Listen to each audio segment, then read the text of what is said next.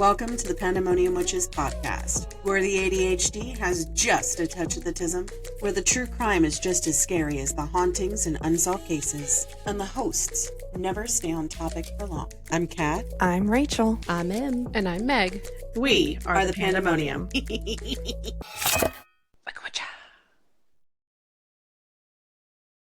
Oh, good morning, everybody. Good morning. Good morning. We were having a bit of a morning on here already. Emily is having coffee with cookies. Breakfast of champions, obviously. Everybody be disappointed in me. This is the first time I've eaten all weekend. Emily! We can call it a fast. Look, I'm a marketer. I can make anything look good.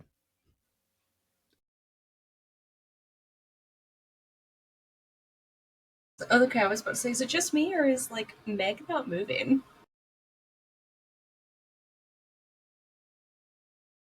Just you. It's only you. It's only because I have the brain cell. I'll give it back in a few minutes.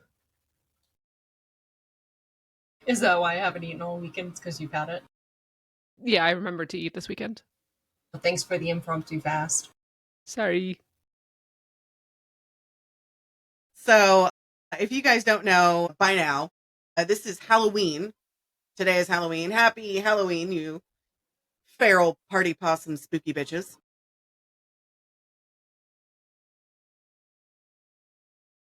And we've been doing haunted places for the entire month of Halloween. For those of you who are listening to us on your way to work and it's, Halloween, good luck. I hope nobody says the Q word today. Yeah. So we got to make sure we don't say that today on the podcast, which I'll keep a tally. Yeah, definitely don't need that word going on. I listen to the podcast at work, so I'm going to jinx myself at least twice today. I mean, So that's nice of past you to look out for not look out for future you. That was really kind of you. Way to go. I don't have any, as far as I know, the last time I checked the schedule, I don't have any patients today. I don't have a doctor today. It's fine. Everything's good. Everyone else can go eat a shoe, but I'm fine. We haven't so hit proud of you, 'cause 7 minutes yet. Right, that was such a tame sentence. I'm so proud of you. I know. Let's just.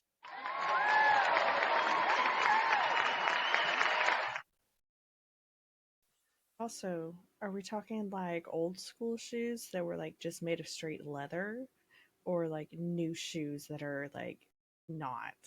Because if people used to end up having to eat shoes in moments of starvation, but only when they were made of legit leather.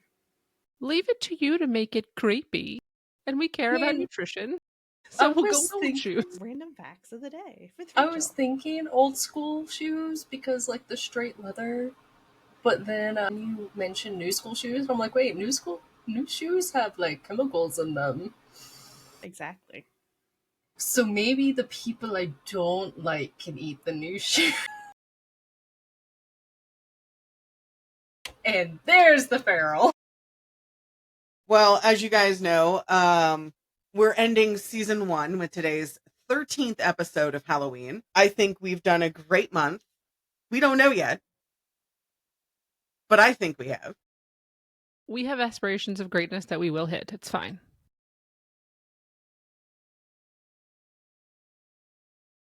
And because we're filming this out of order, hi Grandma. Hi Mom. Oh, that's right. You're going to go see them. Hi, Grandma. Hi, Lou. I hear you started listening to the podcast. Are they going to go back to the beginning and listen? God, I hope not. Enjoy, Lou. I hope you enjoy it. There's a lot of stuff I did not cut out, Emily.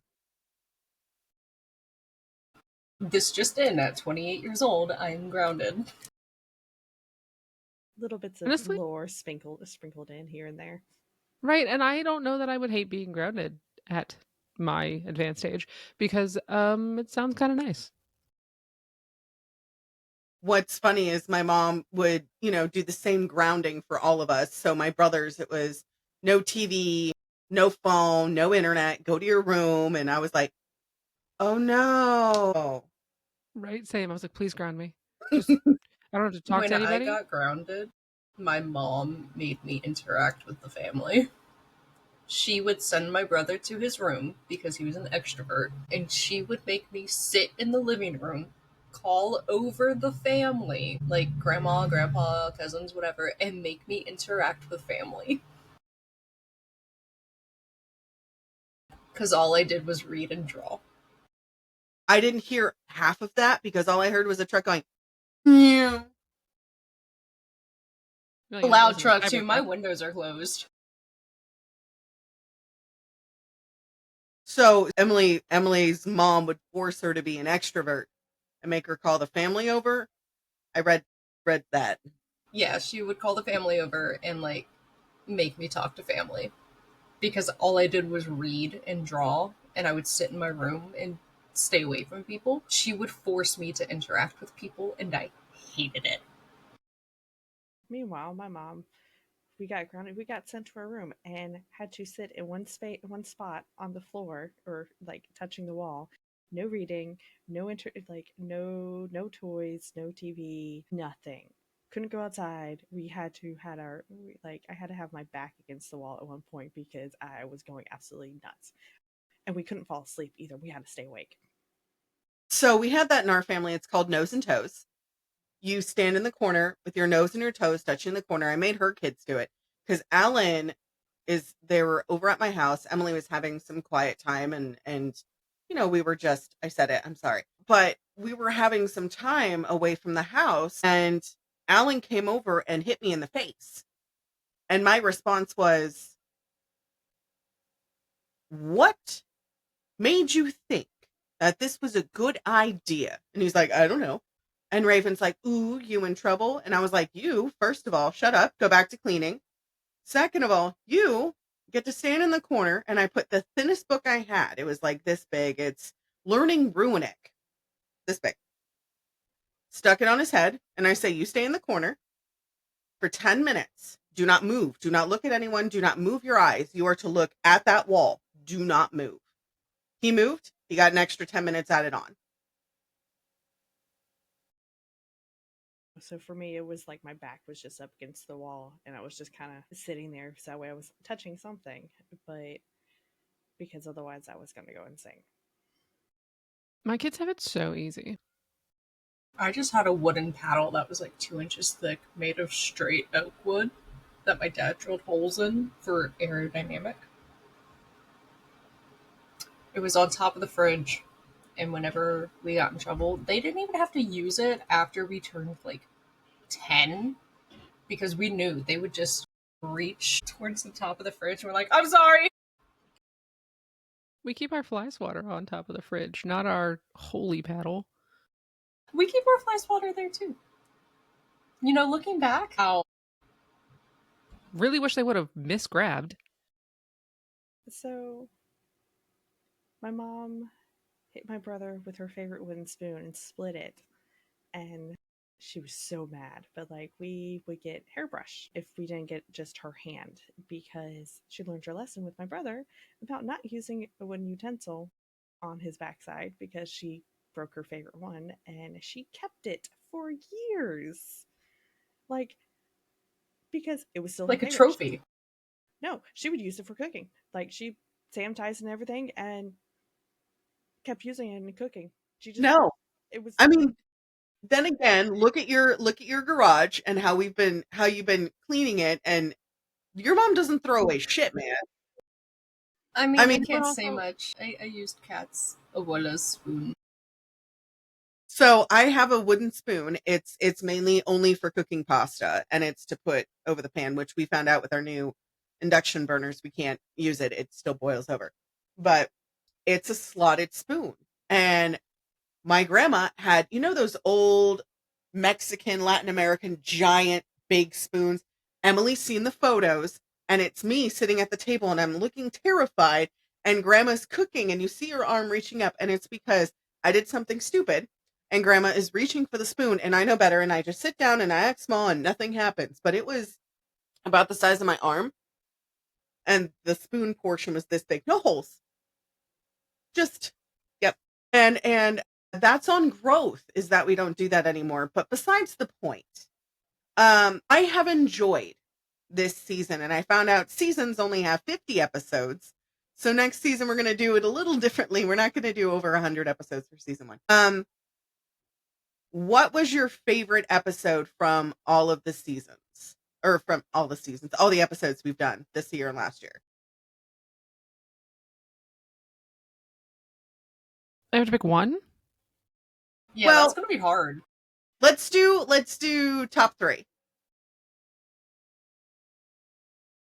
Is there criteria? Like, do we have to be a part of the episode? Because Yes. damn it,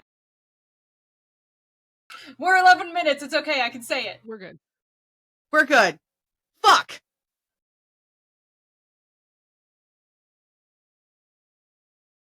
I think, favorite is hard because I just think more than having a favorite episode, I just like being a part of the chaos that goes into right? Like I just Yeah. like being part of the chaos that goes into creating them because like I always come away with my cup so full because we've giggled and we've laughed and also like I'm a little traumatized. Like it seems kind of like a nice balance.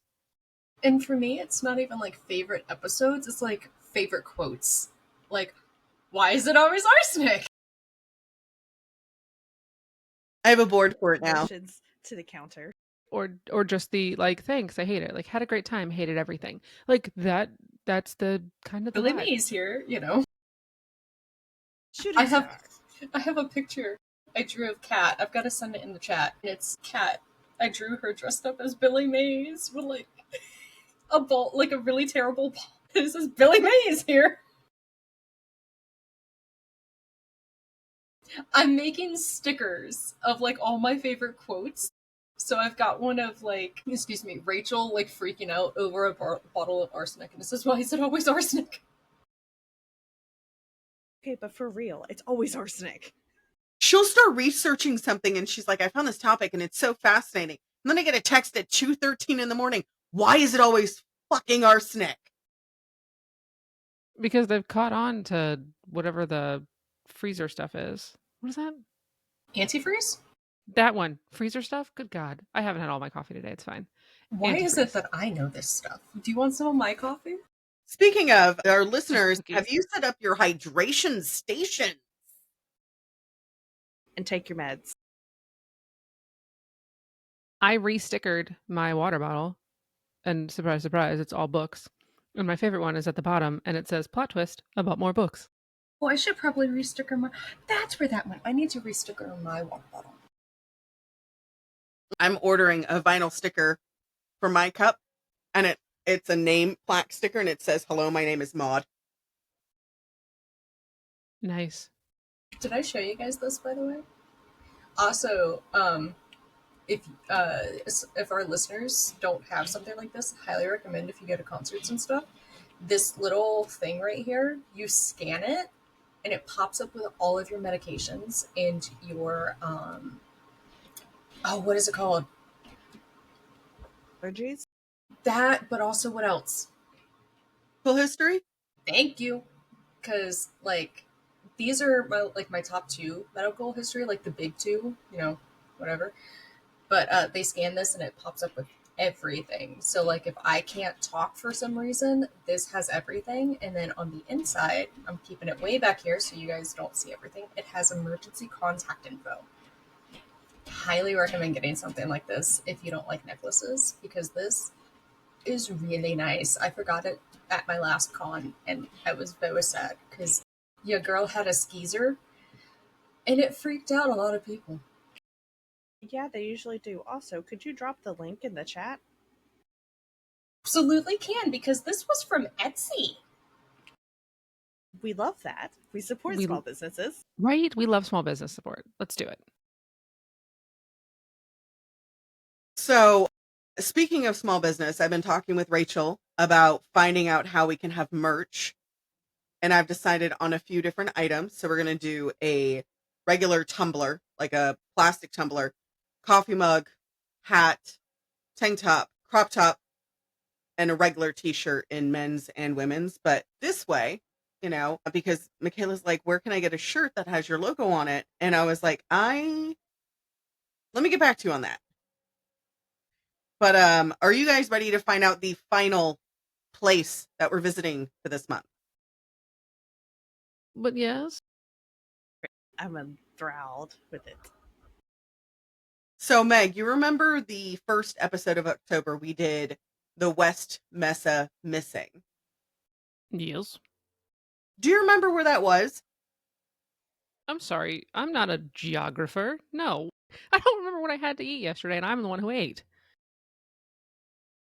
Well, the last episode and the most haunted state in all of the United States, as per the graphic that we got from last year, is New Mexico. Great. A place I've never been and now don't get to go. I will never finish my 50-state journey, my travels, because I can't go to New Mexico now. I've gone there. Well, if it's haunted, I'm not going. Every state is haunted. Which is why I stay in my house. But your area is super haunted. Need I remind you the time I stayed at the hotel? No, but we just pretend that doesn't exist. Duh. I got food poisoning. The first time Meg and I met in person, I got food poisoning. I went to a tarot open house thing, and it was so much fun. However, the hotel I was at was super haunted. It was not arsenic. No. So the capital of New Mexico is Santa Fe. The abbreviation is NM. As of 2022, its population is 2.113 million. Its motto in Latin is Crescit Iundo, which it grows as it goes. So I kind of apparently, like the English better than the Latin. right? Apparently, New Mexico is a grower, not a shower. But I mean, the motto kind of makes sense too. Is that really I what know, we're touting? Is that the best we have from New Mexico? right? I have questions, none of which I think will be answered. The nickname of New Mexico is the Land of Enchantment. Emily, what'd you? I think she scared herself. It was the cat. He fell into my medication drawer and then freaked out. Medication confetti. Yay, maracas!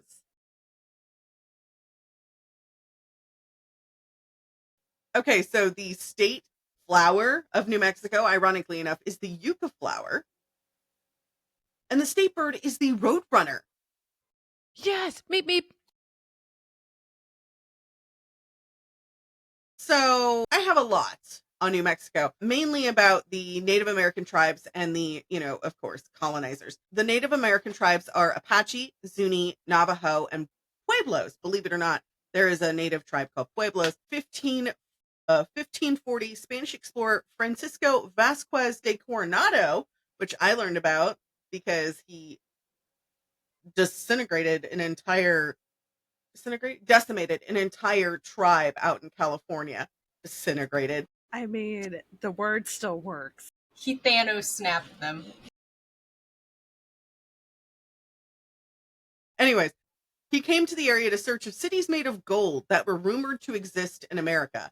And he didn't discover treasure, but over the next century, the Spanish colonized the land and gave us STDs, which I found out the other day was because of sheep. What? I mean, but also llamas. Why? No. Who admitted to that? Historians. But, like, why would you say that out loud? I mean, But also, didn't so Columbus screw humanity? Because he thought it was a mermaid?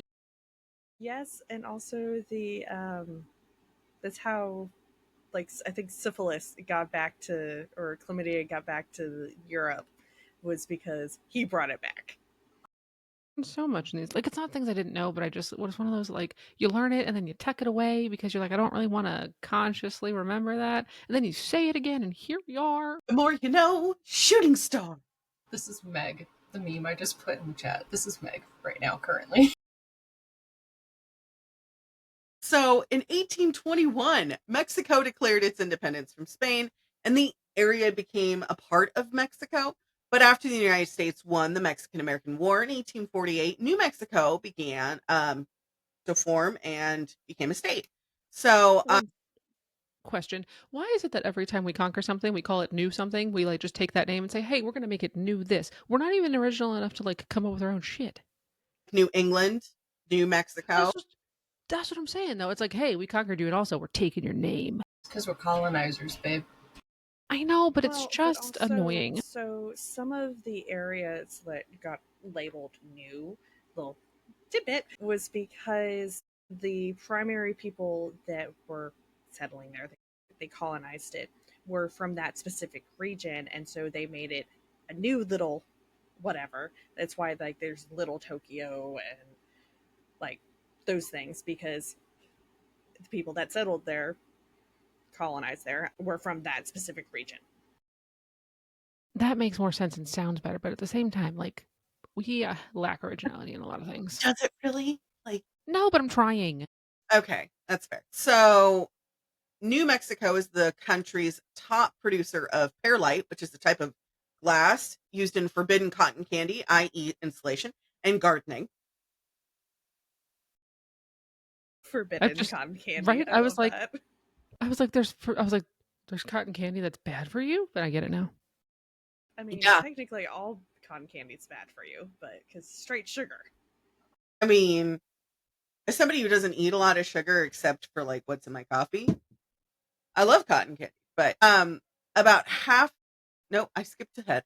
The state also mines about 3/4 of the US's potash, which is a potassium compound used in fertilizer, which I found out that New Mexico is the top contributor of where you get most of your materials to make garden beds. Even though it's a desert. Interesting.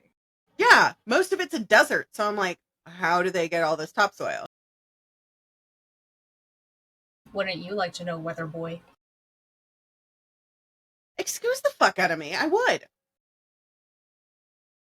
I'm because curious. they brought it all in. So about half the state's income comes from natural resources. It also comes from the mining of oil and gas. A lot of the gas mines come out of, you know. So also there is a very popular tourist spot, which I have been to. There are two popular places. One of them is a diner known as the Roswell Diner outside Area 51. And also the Roswell UFO Museum near a spot where people claim a UFO crashed in 1947. Yeah. I'm gonna sound really stupid right now, but Area 51's in New Mexico. Oh, Area 51 is in Nevada, but specifically like just outside of Vegas. But Roswell, New Mexico was where the UFO landing happened, and they just kind of transported it to Area 51 after that. Okay, so I'm not going insane. I was so confused. I was like, hold on. What is going on? There's a club out there called Area 51. Okay. So, entirely different Area 51. So completely different. The Area 51 I'm talking about is the one that have go-go dancers dressed up as aliens. That's what Guys, I was we gotta hoping go. We gotta I go. love that. I for. That's went. like missed opportunity if they hadn't done that. So I'm glad you said they did. Okay, Listen, we go again. we can go All again. All I can think of is like the inflatable alien suits with go-go boots attached to them dancing on poles. I got that as a visual as well, and I was like, all right, here we are. I'm glad it wasn't just me. Well, there have been a lot of famous people to come out of New Mexico, starting with John Denver, the singer and artist, Daddy Bezos, aka Jeff Bezos. Are you drinking out of a carton? I would have just stuck a straw in it. It's less dishes to do. All I of know, this but seems stick fine. a straw in it. You're going to make it go up your nose if you laugh. I mean, that's valid Too late. also. But also, Too late. It's already gone up her nose. But again, less dishes. Less She dishes, also but lives by herself, so I mean, who else is gonna drink it? this is true. Very Yeah, but I true. just want to take my meds. Technically, she's just saving water. This is true. I've been So doing this for the last half hour too. You just noticed? I did because I'm reading at the same time because it's my topic today. So, anyways, we got Daddy Bezos, aka Jeff Bezos, the owner of Amazon, artist Georgia O'Keeffe, which I did not know. She came from New Mexico. He's heartthrob, Freddie Prinze Jr., Neil His face Patrick is too Harris. long. His face is too long. It's weird. He reminds me of the kid from Nightmare Before Christmas with the mask. Barrel. I don't remember the Lock, Stock, Barrel crew. Lock, Stock, Barrel. And then Demi Lovato. Wait, did you We see love them. Dr. Horrible sing along win? Neil Patrick Harris? Yes. I met him when I was like 8 years old, but that's besides the point. It's a long story. Anyways, New Mexico is known for its turquoise. Today, most of the mines have very little left, which is why a piece of turquoise can be worth thousands of dollars. And Pueblo people have lived continuously for more than 1,000 years at Taos Pueblo in north central New Mexico, and that's where the buildings are built into the actual sides of the mountains themselves. But that's not what everybody came here for today. We're not here for history. No. We're here for a little haunted shit. So you guys ready for that? No, go for it. So, of course, I do alphabetical order. Albuquerque Little Theater in Albuquerque was founded in 1930 by a group of civic-minded locals that were headed by Irene Fisher. Throw my watch over there because it keeps going up. A reporter for the New Mexico Tribune. An effort raised of 1,000 and brought Catherine Kennedy O'Connor on as its first director. ALT initially staged productions at the Chemo Theater before settling into its current home in 1936, and the building is at 224 San Pasqual, and it's architecturally significant for the area. It was one of the biggest structures in that area, and designed by John Gaunt Meme and funded by the Works Progress Administration under Roosevelt's New Deal. Because have you guys seen Oppenheimer? Yes. It was out there. No, but I know about it. Yeah. So it was out in this area. So we have Catherine Kennedy O'Connor, which led the theater in 1961. Bernard Thomas served as director from 61 to 80. And Michael Myers, Sandy Brady, Carol Fleming, and later Henry Avery, who brought it into 2024. Vivian Vance, the actress, later became as famous as Ethel Mertz on I Love Lucy, performed at ALT's inaugural production. Her first ever Emmy for Best Supporting Actress is on display in the theater lobby, so of course you know who it's haunted by. I feel like it has to be. It has to Me. be. So it's a community theater, and it has volunteer casts and workshops, educational programming, and they have the annual Vivian Awards, which is kind of cool. I like that. So, as it's the community cornerstone, it has a lot of paranormal tales, including one named Manuel Manny Caramillo. So he's reportedly... That's a mouthful. I know. So we're just going to call him Manny. So as a friendly spirit, Manny was once a caretaker and master carpenter for the theater. Staff and crew report hearing doors mysteriously open and close that were previously locked. And once they sense his presence in the hallways after hours, they just say goodnight and walk away. At least they're polite to him. And they don't turn him malicious and stuff. It's like, good night, you're no longer my problem until tomorrow. Exactly. There's also Bernard Thomas's ghost. Many believe that ALT's longtime director, Bernard Thomas, known as Bernie, still lingers I was doing the research and I was like, One Night at Bernie's.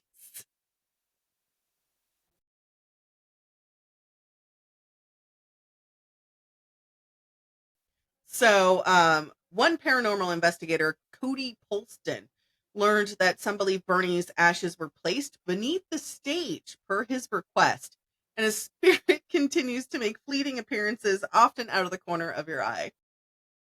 Do not put my ashes at work. No.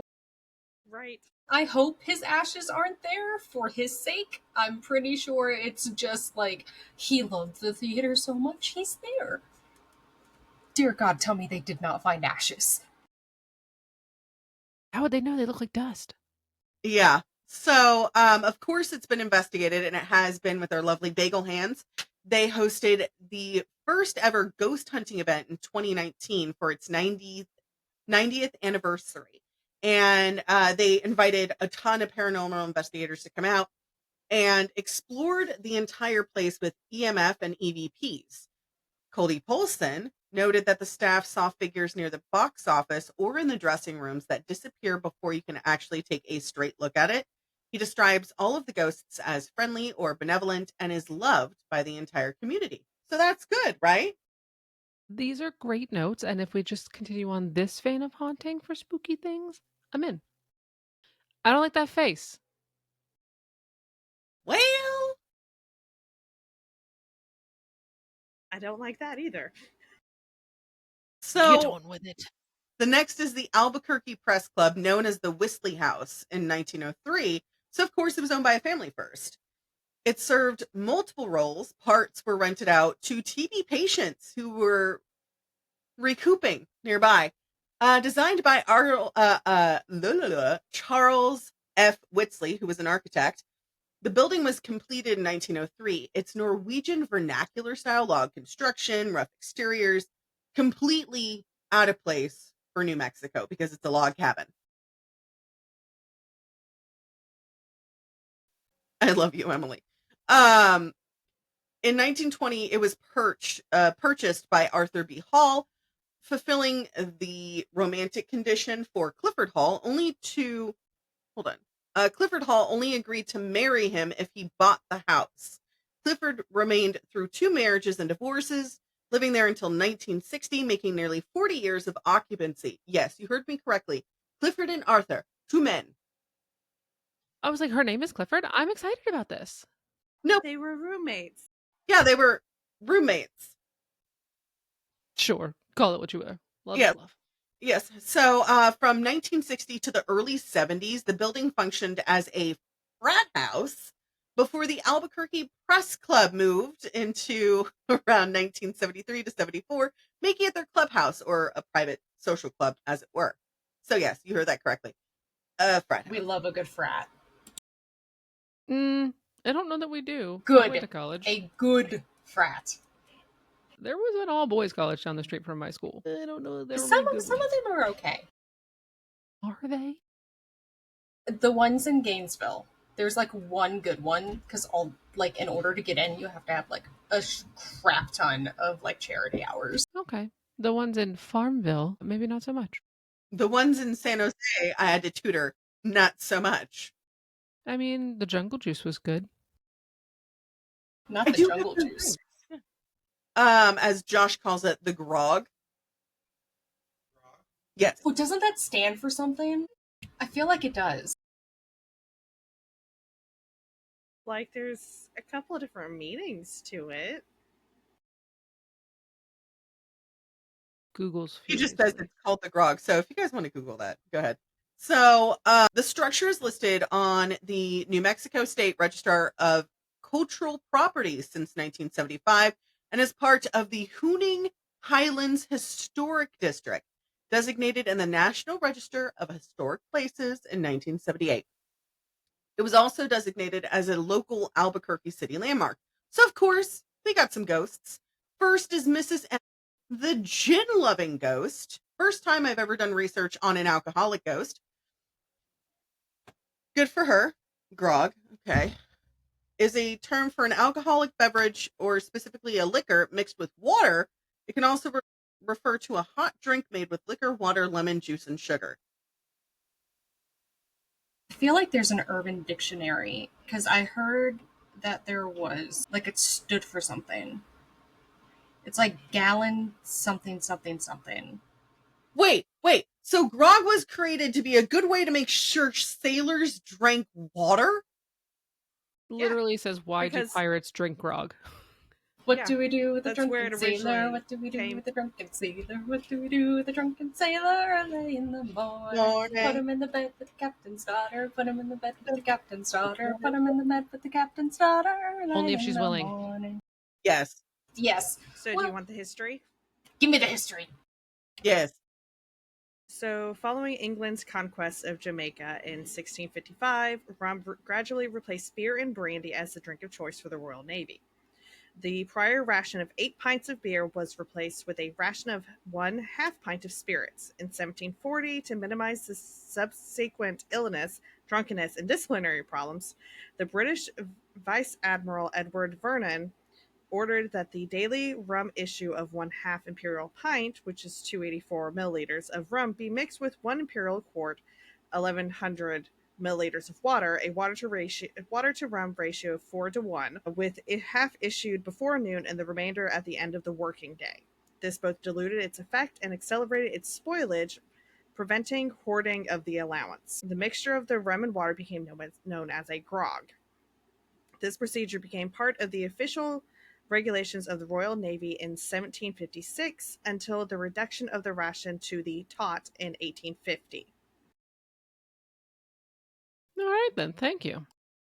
What You're welcome. well, thank you for that. But what Josh was talking about is military grog is a tradition that involves mixing various alcoholic drinks together, like jungle juice, served at formal military dining events and balls. And attendees who violate etiquette are punished and ordered to drink from it publicly. The grog is often served in a toilet bowl or a combat boot with a ladle. Yep. Gross. But it's not technically called hazing because it's tradition. Still doesn't mean it's not hazing. Speaking of alcoholics, so Mrs. M, staff and visitors report sightings of a ghostly woman in black, typically a black shawl, and they call her Mrs. M. She's believed to be the TB caregiver and the first official resident of the house, and she stayed in spirit after her death because she was one of the people who took care of the house and its patients. Again, leaving me at work for the afterlife seems a little harsh. I already know that when my mom dies, she'll probably haunt a hospital. We already talked Because about that's where she's the happiest. she really is the happiest there. Emily, you had a thought? Did it leave? No, I remembered it. It's not grog, it's Borg. I'll send a screenshot in the chat. So Mrs. M has some key manifestations. High heels clicking across the floor when no one else is there. Piano playing on its own without anyone touching it. A shot of gin mysteriously disappearing if left on the bar overnight, believed to be taken by Mrs. M. Visitors and staff have described strange voices, cold drafts, moving of objects, and it completely adds to the already eerie atmosphere because it's dark inside the house and everything like that. One legend speaks of a pool table in the basement being moved or played with by unseen hands. So let me see. I don't have the pictures on here, but the basement, let me get that photo for you guys. The basement is copy. Let me go back to here. So that's the outside of the house, which it's beautiful. Like it's absolutely stunning. Tis very And like pretty. the outside, they have an outside patio portion, which is lovely. But the basement, oh, they don't have a photo up here anymore. Ah, here it is. So that was taken of the basement. No, Emily, we're not doing a sleepover. Maybe, not now. There's free gin. That's true. I don't drink gin, but I mean, it's there. I don't drink gin either. I don't drink, period. So, Emily, that leaves you. Free gin for you. She can have all the rounds. All the rounds. Do it. I'll do it. There's a bar in Thailand where you can fight someone to get free drinks, and I was like, I'll take all my friends, even if they She'll don't take drink. Ollie. It's like, I'll take all my friends, even if they don't drink, just to get the free pint. It's a bucket of beer, just to get the beer so we can hand them out to the cute guys in the crowd and take them home. We have Okay, to you'll take men all of home? them home.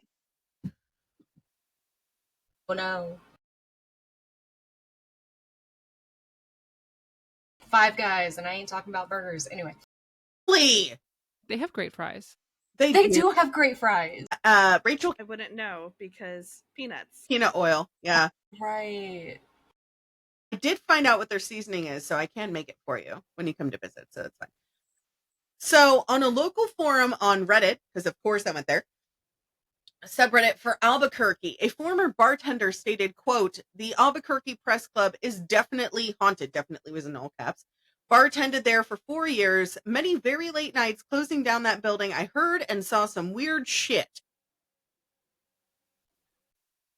As somebody who worked at a haunted hotel for like one summer, can confirm.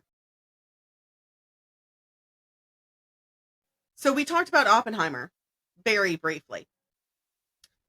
Have you guys heard of the Amador Hotel? Well, you've seen Oppenheimer, Meg, right?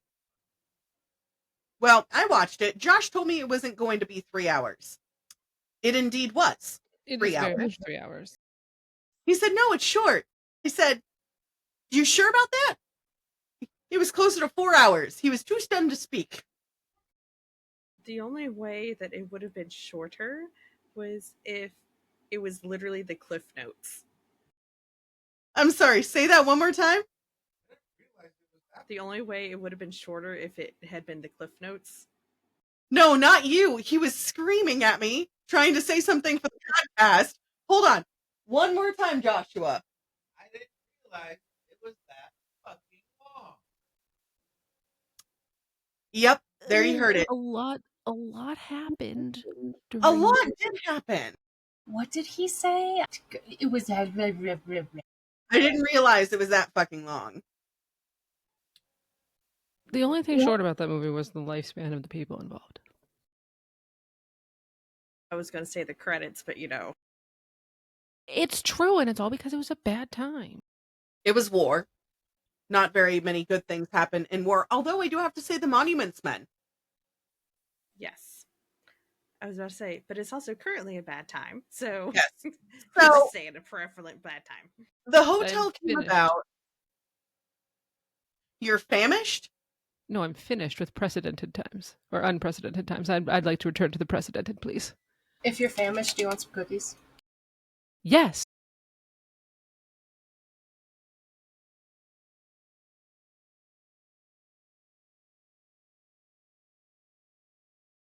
Okay, but that pool looks really nifty. That Like, I I'm love afraid that to pool. say that. I'm afraid to say that because bad things happen. Who died in that pool? That pool has the state line going right through the middle of it, so you can be in two places at once. That's how I got it knocked off my bucket list. Because you were wondering how I got it knocked off my bucket list.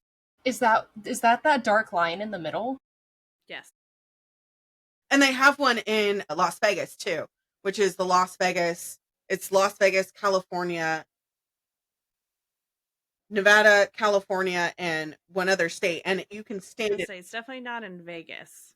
No. Reno? I don't remember. My mom has a picture of it, but that is the Amador Hotel.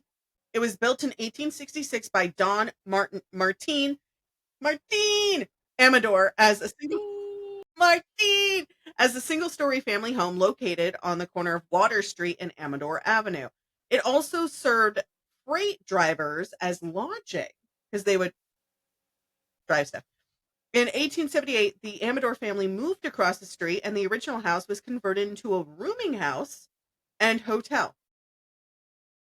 Okay, so what you're probably thinking of is the Four Corners spot, which is the southwestern corner of Colorado, the southeastern corner of Utah, the northeastern corner of Arizona, and the northwestern corner of New Mexico.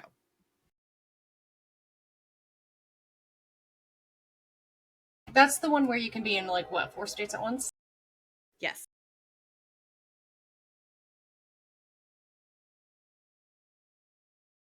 She is looking something up.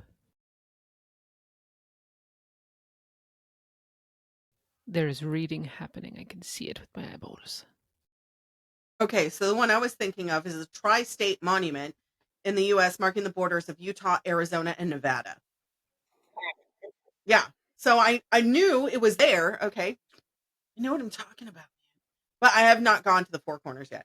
So so the original house was converted into a rooming house and hotel, but by 1885, a second-story balcony and lobby were added, enhancing its status as one of the region's earliest luxury hotels. The building also served as the Donna Ana County Courthouse at one time and the post office in the early 1880s, with some rooms doubling as jail cells. This is important. This is why I made that face when you said earlier. So it over time, it was a lively venue for dancing, entertainment, puppet shows, and oddly enough, roller skating, becoming the cornerstone of Las Cruces culture. You heard that correctly. Roller skating. Puppet shows? But puppet shows. Puppet shows are inherently Hey, creepy. don't diss puppet shows. Look at the Muppets. Look at Sesame Specifically Street. what I mean. Again, if we take those out of the context in which they were created for children, that's creepy as hell. And that is how we got Avenue Q. The internet is really, really great. Though every time I think of puppets, I think of Snape, Severus Severus. Snape. Dumbledore. So, Karina Amador, Martine's daughter, refashioned it into this big lavish hotel with fine furnishings, art, attracting notable guests, including our president, Theodore Roosevelt, and scientists who visited the Manhattan Project. Because they typically stayed in the town that they built there where they were doing the whole Oppenheimer thing. But anyways, so after the Amador family left and was no longer in the area, it became the Citizens Bank in 1970 and later housed the Donna Ana County offices and was vacated in 2006 once the new government center opened in downtown. Since 2010, restoration efforts led by the Amador Hotel Foundation, the City of Las Cruces, and preservation groups have focused on returning the structure to its territorial style glory, including adobe repairs, facade restoration, and plans to revive it as a cultural event and lodging venue. The site has attracted ghost hunters, including teams of Ghost Adventures, our lovely bagel hands, and they explored its haunted rooms and reported compelling evidence of spectral activity, including Annie, the playful ghost, Mary Waters, the tragic ghost, and jailhouse constituents. I thought you were going to say Jailhouse Steve, and I was like, I love how it's just Steve. Why the hands? Are people touching? Okay, great. I was confusion. I was like, what does jail have to do with touching? I mean, probably a lot. I don't need to go into it. I didn't is get the jail. context here. So, Annie the playful ghost describes a mischievous little girl spirit named Annie who haunts the second floor. She is known Children. to. Yep, she has her eyes though. Great. Yeah, because that means she wasn't tortured to death, Meg. You know that. Do Just a you horrific death in general. have to say it out loud? She's known to slam doors, whisper in ears, and even left scratches on visitors. We've That's talked not about playful. That's not playful at all. That's the creepy ghost. And we've talked about whispering. If you're going to talk, say it with your chest. I guess it depends on the person about the scratches, but like, yeah, no, if you're going to whisper, say it with your full chest and both titties, whole ass. Consensual scratching is one thing. Non-consensual scratching is not cool. This isn't your werewolf fae crossover episode on your comic. No. Again, Hey. consensual is fine. Non-consensual is not. So, And a child. Haven't gotten to that episode yet, and yes, that's a whole thing. That's a child. Are they still a Curious child? ghost Are they over hunters. 100 years old? Curious ghost hunters often bring her purple toys, as she's reportedly requested one during investigations. Her favorite color is, in fact, purple. So then you have Mary Waters, the tragic ghost, revolves the story about her. She was a waitress found drunk and jailed in the building during the 90s. She had died in her cell after screaming in the night, her face frozen in terror from fear. Visitors note footsteps, disembodied voices, and unexplained scratches, yet again. Some even claim to see the silhouette of a judge peering at people from a window. No thanks. Don't look at me. I barely like to be perceived by the living. Much less a judge. There's with his enough of judgy that. stare. Right? If I want that, I'll just go home. Seriously, Exactly. Knox, I want- that one look that I was on the phone with you and he just went, I was like, sir, excuse me. He gets it from me. It's my fault. I'm sorry. My face is, as I've been told recently, I have subtitles, which don't turn off. Same. Stu, including Emily. I remember at my wedding and somebody said something to my mother and my mother gave me a look and Emily, her face, priceless. I wish My I could get a face photo of it. did not like. So she told me I could be her wedding asshole. She was. And All of them so were, to be honest. I but- didn't wear my filter that day. And so I forget what I said, but I'm pretty sure my face was very loud because I don't think your mom said anything sideways after that. No, not at all. Because my mom told me later, she goes, she's nice, but she said some things I have questions about. And I was like, to be fair, I too have questions. But besides that, I love how your parents also don't like Chris, and they've met him once. no, my dad hated him. He said he smelled funny. I mean, I don't like Chris, and I only met him the once. I had a feeling as soon as I saw him, I was like, I don't like you. Meg hasn't met him and she doesn't like him. She hates it. What is it? Hate by not by proxy. What is it? I mean, by proxy By works. proxy? Hate by proxy. Hate by association. Also that. Both of them are fine. I'm a So, proximal hater. speaking of hate, the building hasn't operated as a hotel for decades, which I don't like that. So, its long history of being a home, a luxury hotel, a courthouse, and later government offices. It was vacated in 2006 after the government center opened. Since then, they've been working on restoring it and everything like that. It's not open for overnight stays, but sometimes it's open to the public for haunted tours and paranormal investigations and historical events, which I went there for a paranormal tour. Super fun. As a frequent stop on local haunted tours, guests have reported seeing shadow figures, erratic flashlight behavior, and uncanny sensations throughout the buildings. My flashlight stopped working. My phone stopped working. None of my photos came out because we were taking photos. And there was this area that was over by the bar, and I felt sick the whole time. Great. So I will also not be going there. Fabulous.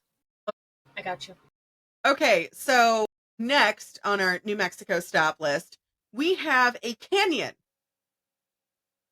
known as Cimarron Canyon. It comes from the Spanish word meaning wild and untamed, referring to the wild horses and bighorn sheep in the region, which are protected. So far, this is I good. like that. Right? I'm cool. I'm in on this one so far. However, today the area remains rugged and remote, surrounded by timbered mountains, dramatic cliffs over the Cimarron River, designated in 1979. The Cimarron Canyon State Park covers 8 miles of canyon between Tolby Creek and Ute Park, which I did go to Ute Park, including the striking Palisades Sill Cliff formations nestled within the much larger Colin Neblet wildlife area. Yes, it's called Colin Neblet. The canyon's terrain. Nesbitt. Mrs. Nesbitt. The canyon's terrain features soaring rock walls, fast-flowing river sculpted by ancient volcanic activity and erosion, a wildlife corridor of deer, elk, bears, mountain lions, beavers, and diverse wildlife. The nearby town of Cimarron was an 1800 stage stop for the Santa Fe Trail and underwent dramatic changes during the Colfax County War. Okay, so far this all sounds very nice. Love the wildlife. how fast are you going to ruin it? In 1875, Reverend Franklin J. Tolby was murdered in the canyon, a flashpoint in the ongoing land grant conflict that ended up killing hundreds in this region. Ew. It was just the, well, right? Like she said it, and I was like, oh, I was happy for such a short amount of time. I mean, they do have protected wildlife in this area, which I love. Which are not the humans. Would you protect us? valid. No, I mean, probably not. So there's no official, like, diagnosis, I would say, or legend of ghostly mining or pioneer apparitions, but there's a compelling piece of paranormal lore that has emerged, including one that's known as the gray figure that chases. Okay, if it just chases, then How it does could it chase? Right, but it could chase somebody who runs. That doesn't have to be me. Yeah, If but it- like, how does it chase? Like, is it on 2 feet? Does it crawl? Is it upside down? Give it Is options. it flinging from tree to tree? I mean, make it it's, work. How does it chase? it's New Mexico. There aren't a ton of like big foresty trees out there. There's some, but there's more. Sorry, cactus to cactus. That's what I was thinking. Does it sling cactus to cactus? So The pokey sling. for Reddit, a chilling account from r/humanoid encounters. A good subreddit. Meg is over here dying. Just pick, like, be human or don't. Don't take it all. Well, Don't be a that's skinny how boy. That's how we had jeans last year. We talked about jeans. I So hated it then. I'm getting warm, guys. I can't. Speaking of jeans, one of my neighbors, I overheard them talking outside, and they were like, "Hey, you guys want to go play that game? It's something by daylight," and they're talking about when. And I closed my window. It was like, "Nope." We don't do that. So on Reddit, Thank you.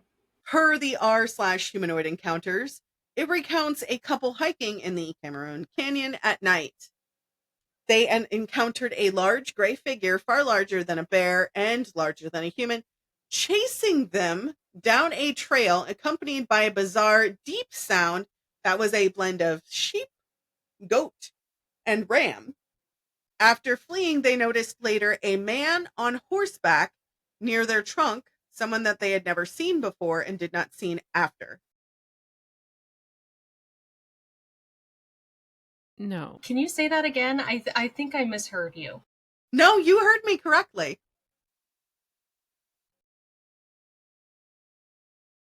One more time for the road, though. What the fuck? But wait. So Wait one moment. Who in this couple of people is fluent in ovine sounds to know that it is both a sheep, a ram, and a whatever else it is? Just say it's terrible sounding. So, of course, there's another post that's just like this one that was on r/14 research, recounts the same phenomenon. I'm sorry, Meg, about a large gray figure pursuing a couple and prompting a full sprint back to their car and into safety. How tall is this large gray figure? Is it like large as in, oh, he's like 6'2", or is he large as in 8 foot tall? Like around 8 foot tall, like Slender Man style. Yeah. I don't care how tall it is. If it's chasing me, we already have an issue. Hey. Emily, stop it.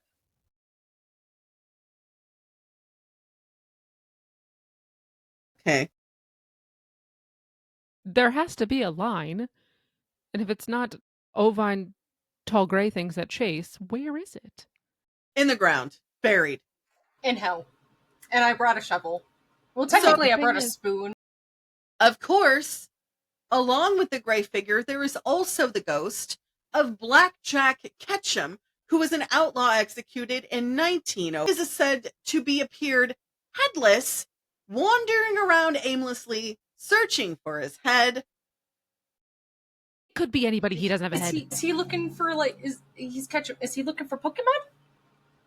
No, these aren't ghosts, Emily. We're not supposed to touch them all. Did he lose His head last name from is being Ketchum. Hanged? Yes, he lost his head from being hanged. The guy put his noose too tight. And it popped off his head like a. Did it take his spine out too? I'm way too excited for that. No, it didn't pop his spine out too. It just dislocated his head from his spine and it. Yes, Meg, you heard that sound correctly. I really hope that's not the sound it makes, honestly. And I hope I never have to find out. Okay, so like, Stop I it. know- Stop it No, right now. Emily, no. So these are personal testimonies from other people. I decided to include it because since New Mexico is known as the spookiest state, I found lots of areas that were reportedly haunted by people who visited it. And I am total fun, but it's not verified hauntings, but they offer an eerie thing. Anyways, but there is one nice place. I say nice. It's not a terrible haunting. Your scale is skewed, so I will decide. hit me, give me the haunting. All right, so it's called the Dawson Ghost Town. Little remains but the cemetery, but they have seen glowing orbs and minor spirits, which we talked about on an earlier episode. They're called fireflies.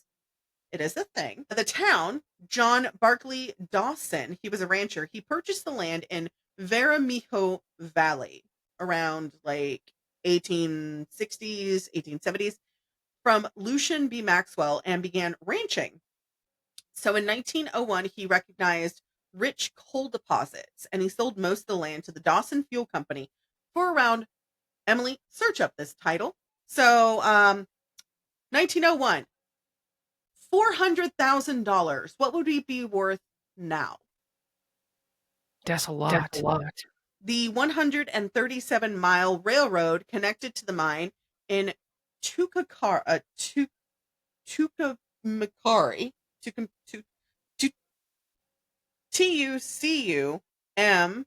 Tucumcari. Aha! Launching the town's Give me that number again. 400,000 in 1901.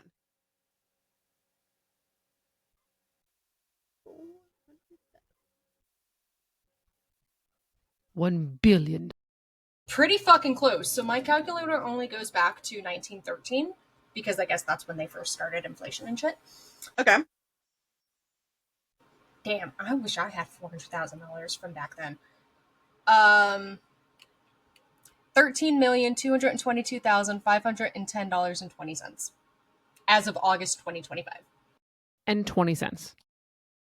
And 20 cents. What That's year 20 cents. did he sell it? 1901. I found it. Oh my god, what is it? $82. It's the sense that does it for me. Really, we can't round? I love the cents. So, of course, the Phelps Dodge Corporation acquired the mines in 1906, turning the town of Dawson into a model company town. So it turned into a complete mining town. It had Company. model company. So it had a hospital, an opera house, a school, sports facilities, along with lodgings and many more. It eventually grew to the population of 9,000 residents. And at the time, that was a lot of people. A lot of them had moved into town for the mining. October 22nd, 1913, Stag Canyon Mine number 2 experienced a massive explosion, believed to be caused by improperly detonated dynamite that was stored there, igniting coal dust. So the black. Well, it also probably didn't help with whatever kind of lighting that the miners were also using. Right. They were probably At the using the gas lamps. The blast killed 263 miners and 2 rescuers. February 8th, 1923, less than a decade later, the Canyon Mine number 1 had another catastrophic accident. A derailed car ignited coal dust, so when it fell off the rails, it sparked, resulting in 123 minor fatalities. So, yes. Just saying this isn't as nice as I wanted it to be. No, That's a but lot of dead people. it is. But it gets better. Better as in like nicer, or better as in like there's more bad things? Emily's version of better or my version of better? Emily's version. So Always Emily's. despite the tragedies, mining continued until it closed in the 90s, which Phelps Dodge sold the entire town, where the homes and other structures were either relocated to somewhere else or torn down. By 54, the town of Dawson was completely abandoned and only the cemetery remained. It's only got rows of white iron crosses marking the miners' graves. They do have a few unmarked graves, but most of them are stone, wood, or white iron crosses. Though deserted, Dawson's legacy remains completely active. Many descendants and former residents hold biennial reunions at the site, and the cemetery is regularly maintained by a groundskeeper who does live on the area. Which is probably why there's the upgrade on the tombstones, because they were probably originally wood and they deteriorated over the years. No, the white iron crosses were original iron and it turned oxidized white over the years. Interesting. Yeah, I Because thought it was usually they cool. used to use wood. Yeah. So the cemetery is recognized on the National Registrar of Historic Places, consisting of approximately 600 marked graves, including the miners and World War II casualties who were sent back there to rest with their families. Notably, That was sweet. right, this one I knew about. Dolores Huerta. She was a civil rights activist and a co-founder of the United Farm Workers and was born in Dawson in 1930. Her family's roots trace directly back to the community's mining heritage, and they were born there in the town of Dawson. So as far as the haunted shit goes, Dawson is a complete ghost area. There is nothing for miles. So it already added to the atmosphere. The stories describe the area as literally haunted by the town's past. So you do hear screaming, calls for help out in the dark. Visitors to the cemetery often remark on the eerie stillness and the emotional weight of the iron crosses. And Atlas Obscura notes the site feels incredibly still, peaceful, and eerie, especially at sunset. Why are we peaceful and eerie? Pick one. Because the quietness. Yes, but if it's eerie, it's not peaceful. I mean, I think it's peaceful. What are you doing? So they state that apparitions or voices aren't widely documented, but it has been heard. Tragedies that persisted in folklore and ghost hunting interest have added to its haunting ability. However, I stopped there, got back in the car, and left. So that should tell you something. That sounds like I should go. No, That kind of white. we already know that. You heard something outside your house the other day and you went, "What is that?" and decided to walk outside, Emily. I heard a bang and I went outside with a giant people opener. And then I scared the maintenance man. Was on the phone. It was awesome. Not my You say computer. that, I think like a giant like can opener. Yeah, I thought letter opener. Same thing.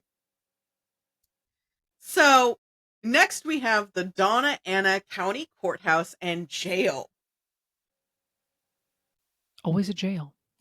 So the Mesilla Courthouse and Jail, circa 1850, the adobe structure served as the Donna Ana County Courthouse and Jail when Mesilla was the county seat. It was the site of one of the Billy the Kid trials. And he stood trial here, and parts of the jail and the sheriff's quarters are within the building. So that's where the sheriff lived and worked.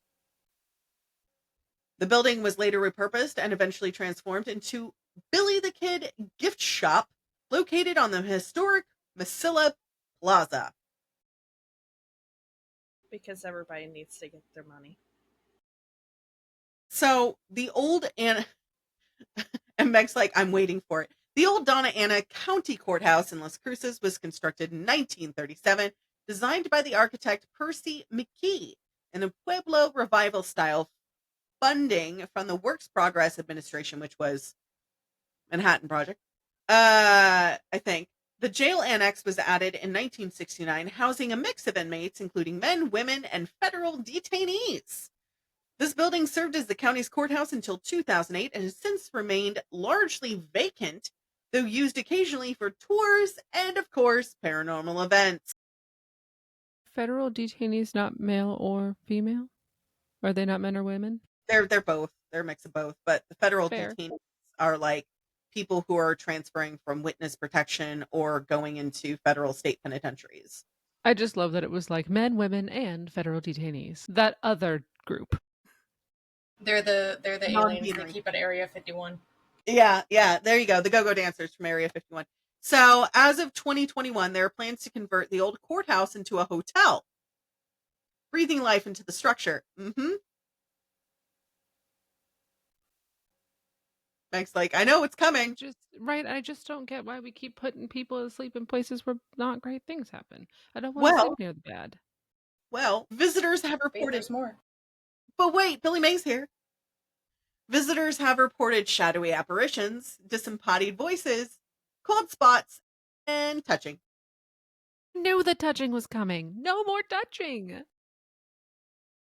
This is, yeah. I am overtouched by the living. Okay? Just point blank. No, Rachel! Baby, come back. Forgot my laptop charger, so I have like 16 minutes left on the battery. Okay, I'll go through this and then you'll drop out and then we can record an ending later. But notable spirits have been a lady in blue, a ghostly janitor, an unidentified woman, and somebody by the name of Bubba, along with Mary Waters,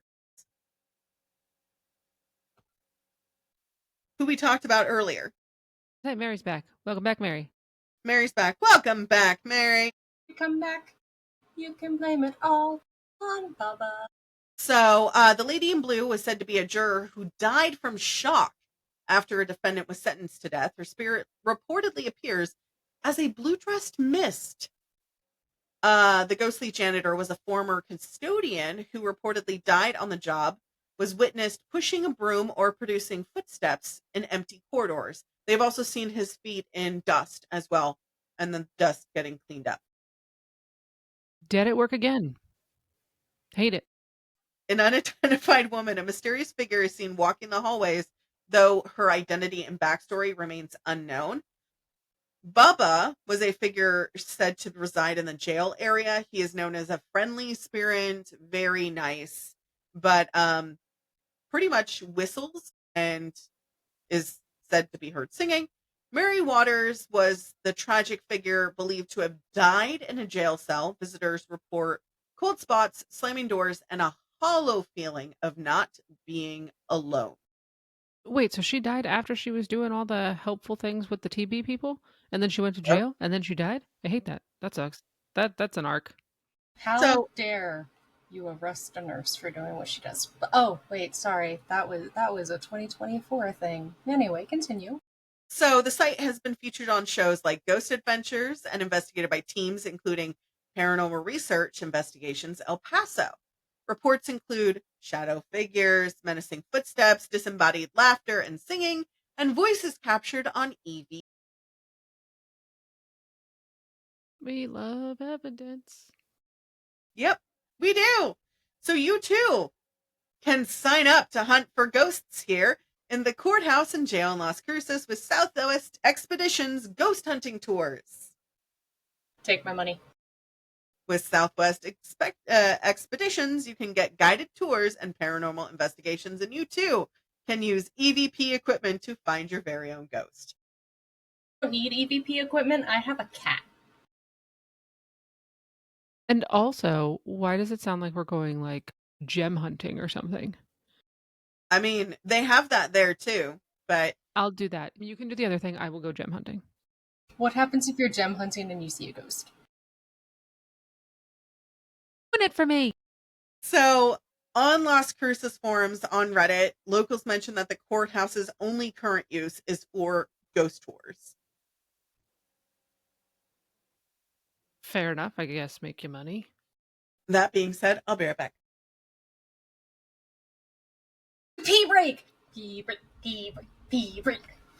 Pee break, pee break, pee break. We made it pretty far before pee break happened. I know, we made it an hour and 17 minutes before a pee break. So, boyfriend to the rescue. Apparently, Yes! the laptop Let's go! is I can power it by Type C charger, which I did not know. So, he's like, I have. Yes! So we good. Everything is fine. We good, we ain't gotta rush nothing. Also, I know I say this every episode I'm on, but can we just appreciate all of the memes I put in the chat? I hope one of these days that cat just like pops up one or two of them. Because The it's thing fucking is, hilarious. the fact that you have so many just quickly at your disposal, I do not have that many. I do I not. have, hold on, I have 783 downloaded memes for every occasion. She really does. I believe it, as evidenced by these recording days. You Also, give me anything and I have a meme for it. did you see what I got for my birthday present? I completely forgot about it. There's something pretty and bright back there. I knew about it. It's a butt! And then she got mad at me. I do remember seeing this. I remember seeing this up close. You're muted. You're muted. You're muted. You're muted. You're muted. So this is a key part of my childhood. Mr. Miyahara had the VHS for a bunch of Studio Ghibli films. I watched it so much he had to buy a new VHS. Howl's Moving Castle. And it's got splayed edges, which Have We you love a taken sprayed off edge. the dust jacket yet? I cried. Hold on, Okay, now you have to show love that everybody else. so I have to show the inside first.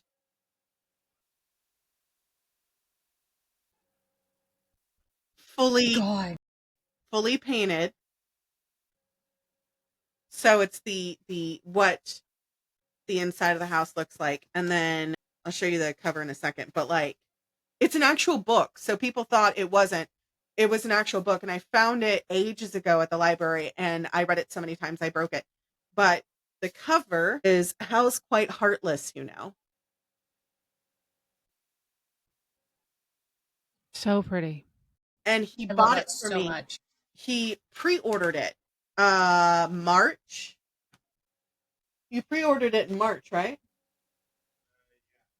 And so I completely forgot about it because he took me to go feed cows for my birthday. So I finally got to knock that off my bucket list. And Speaking of cows, have you found any more recently? I found, Or did we Cows? quit hiding them? no, Oh I my found God. two. So she sent Josh a container of glow in the dark cows. Hold on. Not the glow in the Little dark Highland ones. cows and little glow in the dark ones. I said 2 containers. And then for her to hide for him were little ravens. That's very cute. My parents went to Germany a couple of years ago during the holiday time, and we got so those are a good size to find. We found teeny tiny little dinosaurs that are like this big, and we hit 100 of them in my parents' house. They're still finding them. So before my mom That size. sold her excursion, I had a dinosaur. Oh my God, that we got from where'd we go? The Grand Canyon, and it is still stuck in the little seatbelt clicker. So when we got married, when Josh and I got married, the little penguins that Rachel has, we ordered 100 and we hid them all over Emily's house. So when she was packing to move, yep, Raven found. Chris is still finding them, and he's so mad because every time he finds one, he texts me and he goes, "How many more are there?" So we emptied, I think I gave you little rubber duckies. Yeah. So I have, hold on, these little cows, 100 of these. And I have a little mason jar in the living room that I find. I still hid, yes, Ducky's so cute. I still hid a bunch of his ravens. And so when I'm not home, which is very rare, and Josh is here, he will go around and hide more stuff. I found one in the spoon caddy the other day. And then I found one in the, like, not the junk drawer, but it's where all the measuring spoons and stuff are. So I found 2 or 3 of them when I was packing. So just Hold on. I taped them together, and I opened the downstairs toilet lid, and I moved 3-4 months ago. He just found it. He was like, "What the fuck is this?" That should tell you how often that man cleaned. Oh, that's Okay, not who great. cleans their tank? Okay, fair enough. Fair enough. Like Not the that- I inside mean, of their tank. Not a lot of mean, people clean Supposed to. like once every 6 months. You're supposed to. Cat does it more often. Cat does it like once a month, once every 2 weeks. Listen! You're Latino, it's fine. I do it like once every 2 weeks too, but that's just because I lived with you. And then if I don't, it smells weird, so I put Yeah. Fabuloso in it. yeah, No, we have don't fabulous on ours too. Fabuloso in it. It degrades the seal around the bottom. Good to Just hang it know. in the toilet. So, do you see this little hand of tiny things? This is what my 9-year-old is trading at school. They like trade all these tiny little animals, and these are the ones she doesn't like, so she gave them to me. And so she got a bag of like 160 of them from the Amazon the other day, and so she's gone through and picked out all the ones that she likes, and then she has a bag, a tradable bag that she like for the bus and for school and for, but those are what they're trading. So I'd rather do that than the silly bands or than the slap bracelets or whatever. These are teeny tiny little things. So that's I what we're can doing in send my you house. a bunch of little blue ducks if you want. Can you I send have me? a ton of them. Could you send If me you need some to get blue rid of ducks? them, Because I have like Yes. 5 people at work who I don't like, and I have access to their office after hours, so I just want to hide them all over their office. What Josh has been doing, For it. he's been taking some of the ravens and some of the tiny cows when he's on staff duty and hiding them. I So, absolutely love that. I know Steve listens to this. I'm really sorry, but I'm not going to tell you where they're hidden. He says sorry, Wow. not sorry. Tell Josh to text me where he hid some of them, so that way I know where to hide some of them at my office. Because what I plan on doing is every time she finds one, is going back and just hiding another one in the same spot. Just Okay, make her so nuts. like top of the door frames, door hinges, if there's like ceiling fans that you guys don't use, stick them on top of like the blades or like tape them to the chains, like Pen holder? really like The nurse's station, the pen holders? So our offices, we don't have like fans, we have like a central AC unit. So I could do that. Let's see. She doesn't use her lights, but she's got like string lights. Just put a couple on there, like they're, you Yeah. know, tape them on there. Like really like Like the they're best ones climbing. are like the really obvious places. She has a They broom. don't ever notice. She has a broom. So just take the broom and like stick them on the broom. Oh my god. We are so far much. off topic from haunted things, and I'm actually okay. Wow. Fueled by ADHD, autism, and chaos. And So- tiny ducks. And tiny ducks. So, speaking of going off the rails, we're going to go back on the rails by hitting a highway. No, I thought you were going to talk about a train crash, and I got really upset that that was your segue. Same. No, this one is known as the most infamously haunted roads in the American Southwest and is a hotspot for paranormal lore. Was also used for a couple of different artists that we like in the metal community. It's known as Highway 666. I mean, you have to. Love at that. point. Known as the Devil's Highway in northwestern New Mexico. In 1926, this U.S. highway system numbered this route 666 as the sixth spur off of the iconic Route 66, which anybody who's driven Route 66 knows it's haunted. It stretches through New Mexico, Colorado, Utah, and Arizona, cutting through some of the most isolated pieces of desert and canyon lands. It quickly gained notoriety as the Devil's Highway because the biblical association was 666, the number of the beast.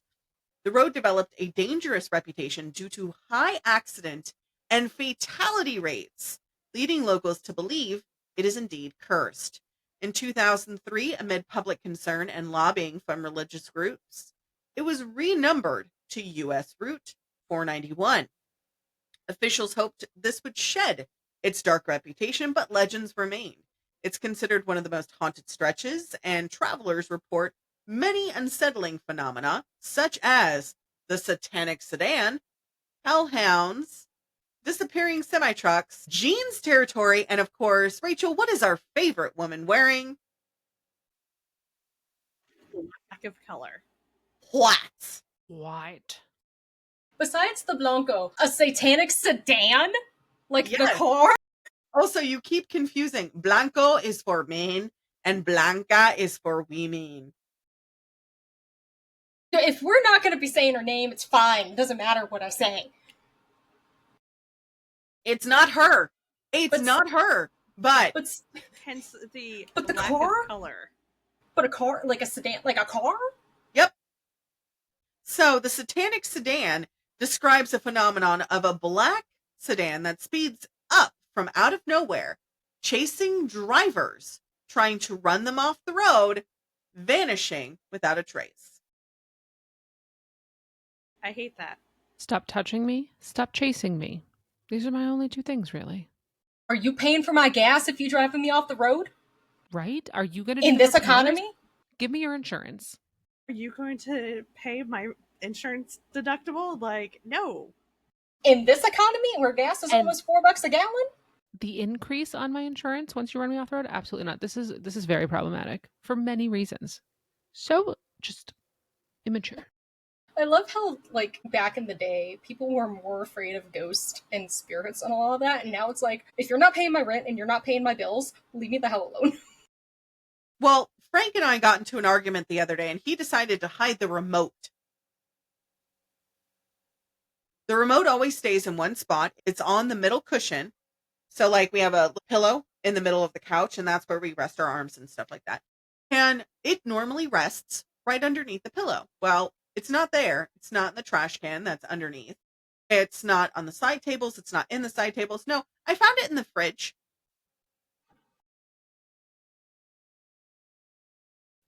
Did I go in the fridge? No, I made ramen that day. Of course, then I think he put it in the fridge because I wasn't eating and I kept forgetting to eat. Anyways, besides the point. So, hellhounds, people have said they saw supernatural black dogs with glowing red eyes that have said to attack cars, scratch at doors and tires, and sometimes causing car accidents. It could also be rabid coyotes. Or- as you are in Right. the desert. Or street dogs, like feral street dogs. Then we have the lady in white, a ghostly hitchhiker who's wearing all white, appears on the roadside. Drivers who stop to help her report that she disappears into thin air once inside the car or vanishes as they approach. This did happen. I about shit my pants. I was driving on Route 66. I passed 491 and I was going to Texas. And so I was just like going for a wedding or whatever. And I see a lady hitchhiking on the side of the road. I'm like, it's dark. I'm going to pick up the woman. You know, I just want to make sure she's safe. As soon as I pull up, she opens the door and then disappeared. And I kind of sat there for a second. And, you know, Alexander's like, that's why we don't stop. And I was like, you're right. Thank you, Ghost. Appreciate it for the little late commentary. Did you shut the door or did you just open it and peace out? She opened it and pieced out. Because then I have to get out and now like, hi, certain death. No, I just used a coat hanger from the back seat and just knocked it closed.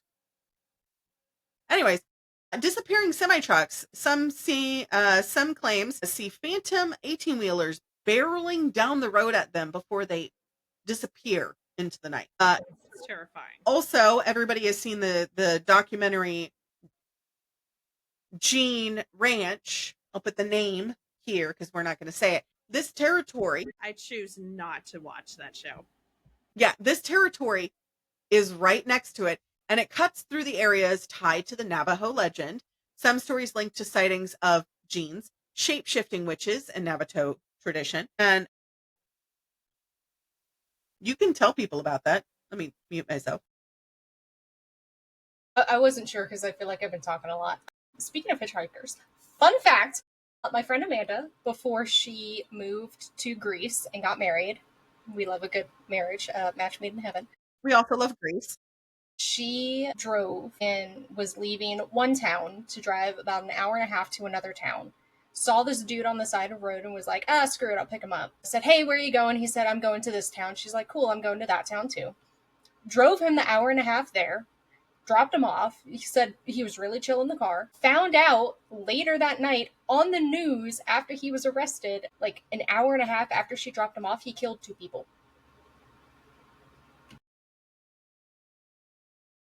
Was that why he was hitchhiking, or he did that after he got to the other city? Did that after he got to the other city.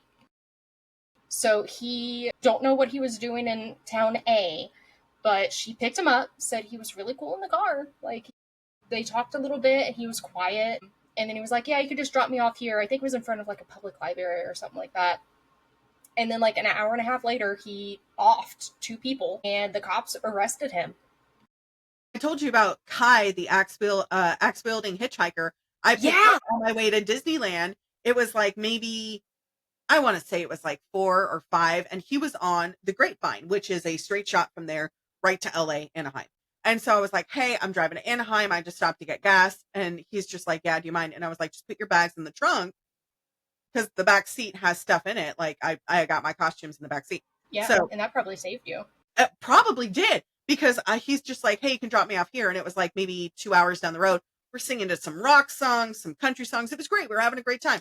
And I stopped over to get gas because I was like, this is the last gas station for 100 miles. The slinging slasher from freaking SpongeBob. But like, I remember when I saw him come up on the news, my boss was like, isn't that the guy you picked up on the way to LA? And I was like, oh my God. And he had murdered like 3 people. And I was like, Jesus Christ. Yeah, apparently she was like, yeah, you could just leave your stuff in the seat with you. So I think he was like passenger and not back seat. He was passenger because her back seat was full of stuff and her trunk was full of stuff. And he pew-pewed 2 people. And everything was with him. And she was like, yeah, he was just really chill. I mean, we were just talking about, I think it was Disturbed, because she's a huge Disturbed fan. And yeah, he was really chill. And his family was like, we don't know how he got to town, like city B, because he was over here. And my friend was like, I ain't saying shit. Well, we went off topic. We're going to go back to the Haunted Highway. But you guys are probably listening going, wow, this is a really long episode. This is the last you're going to see of us until 2026. This is the last you're going to see of me for a hot minute. That's right. So I guess this is a good segue for this. I love you all, but as you noticed, I have not been on a lot of episodes, so I'm going to be taking a step back from hosting and just guesting. Yeah, you're going to take a sabbatical for a little bit just to take care of your mental health. Mental health's going to crap. I just finished college. I'm starting another college now. I was told if I can get a certain degree within 18 months, I can take a special contract to move to Japan. Stop it!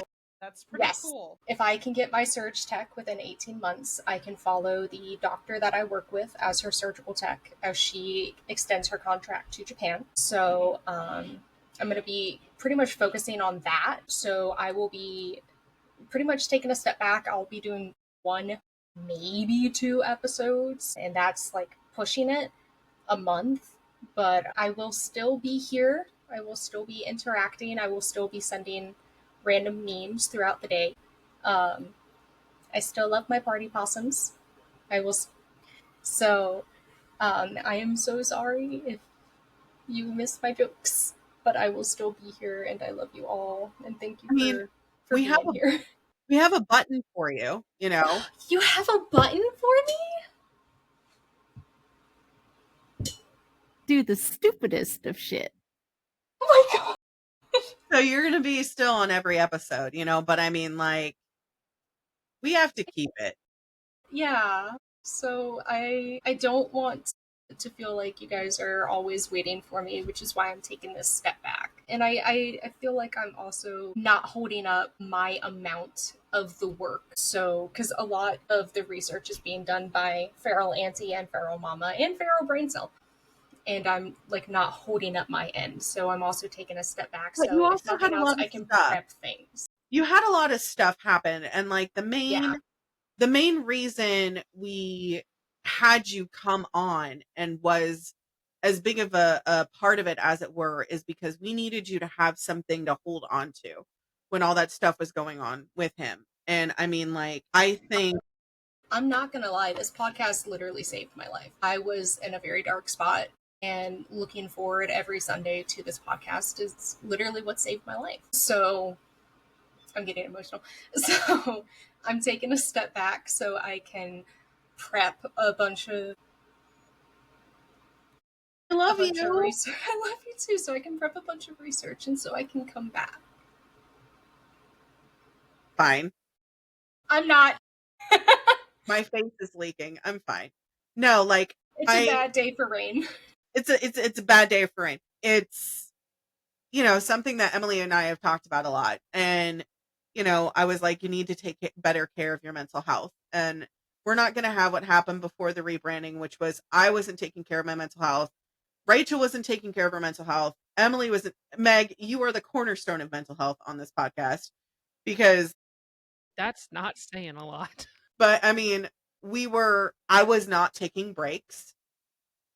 I was recording and doing too much research and editing and doing far too much. And so Rachel's like, we need to take a break. You need to take about a 6-month break. And I was like, I'll give you 3. And she's like, 5. And I was like, fine. So we're recording as much as we can so I can take about a 5-month break. And Emily and I sat down and had a long talk about her. About a 2-hour talk. Yeah, we did. It was a long conversation and we both Lots cried. of tears. Lots of tears. But it was well needed. I mean, the fact that we're recording this, you know, ahead of time is good because that way we can all be on the last episode and we can all have some good memories associated with that. But Meg, you're going to hate me again. Oh, okay, hold on. I need a second so I can stop crying. We just had such a nice time. We just had such a heartfelt chat, and now you're going to But ruin it's time it? we get.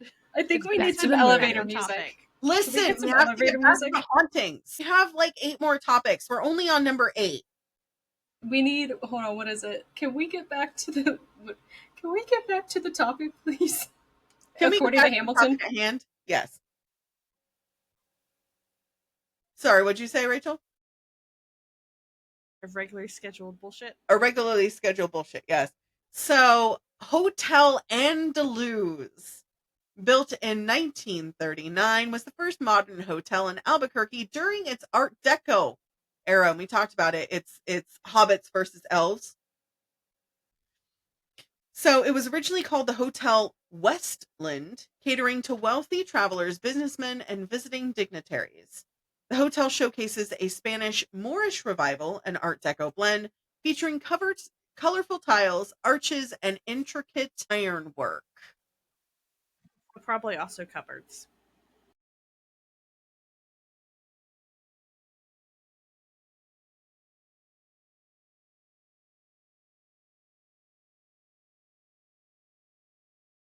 Huh? I found it. Yay!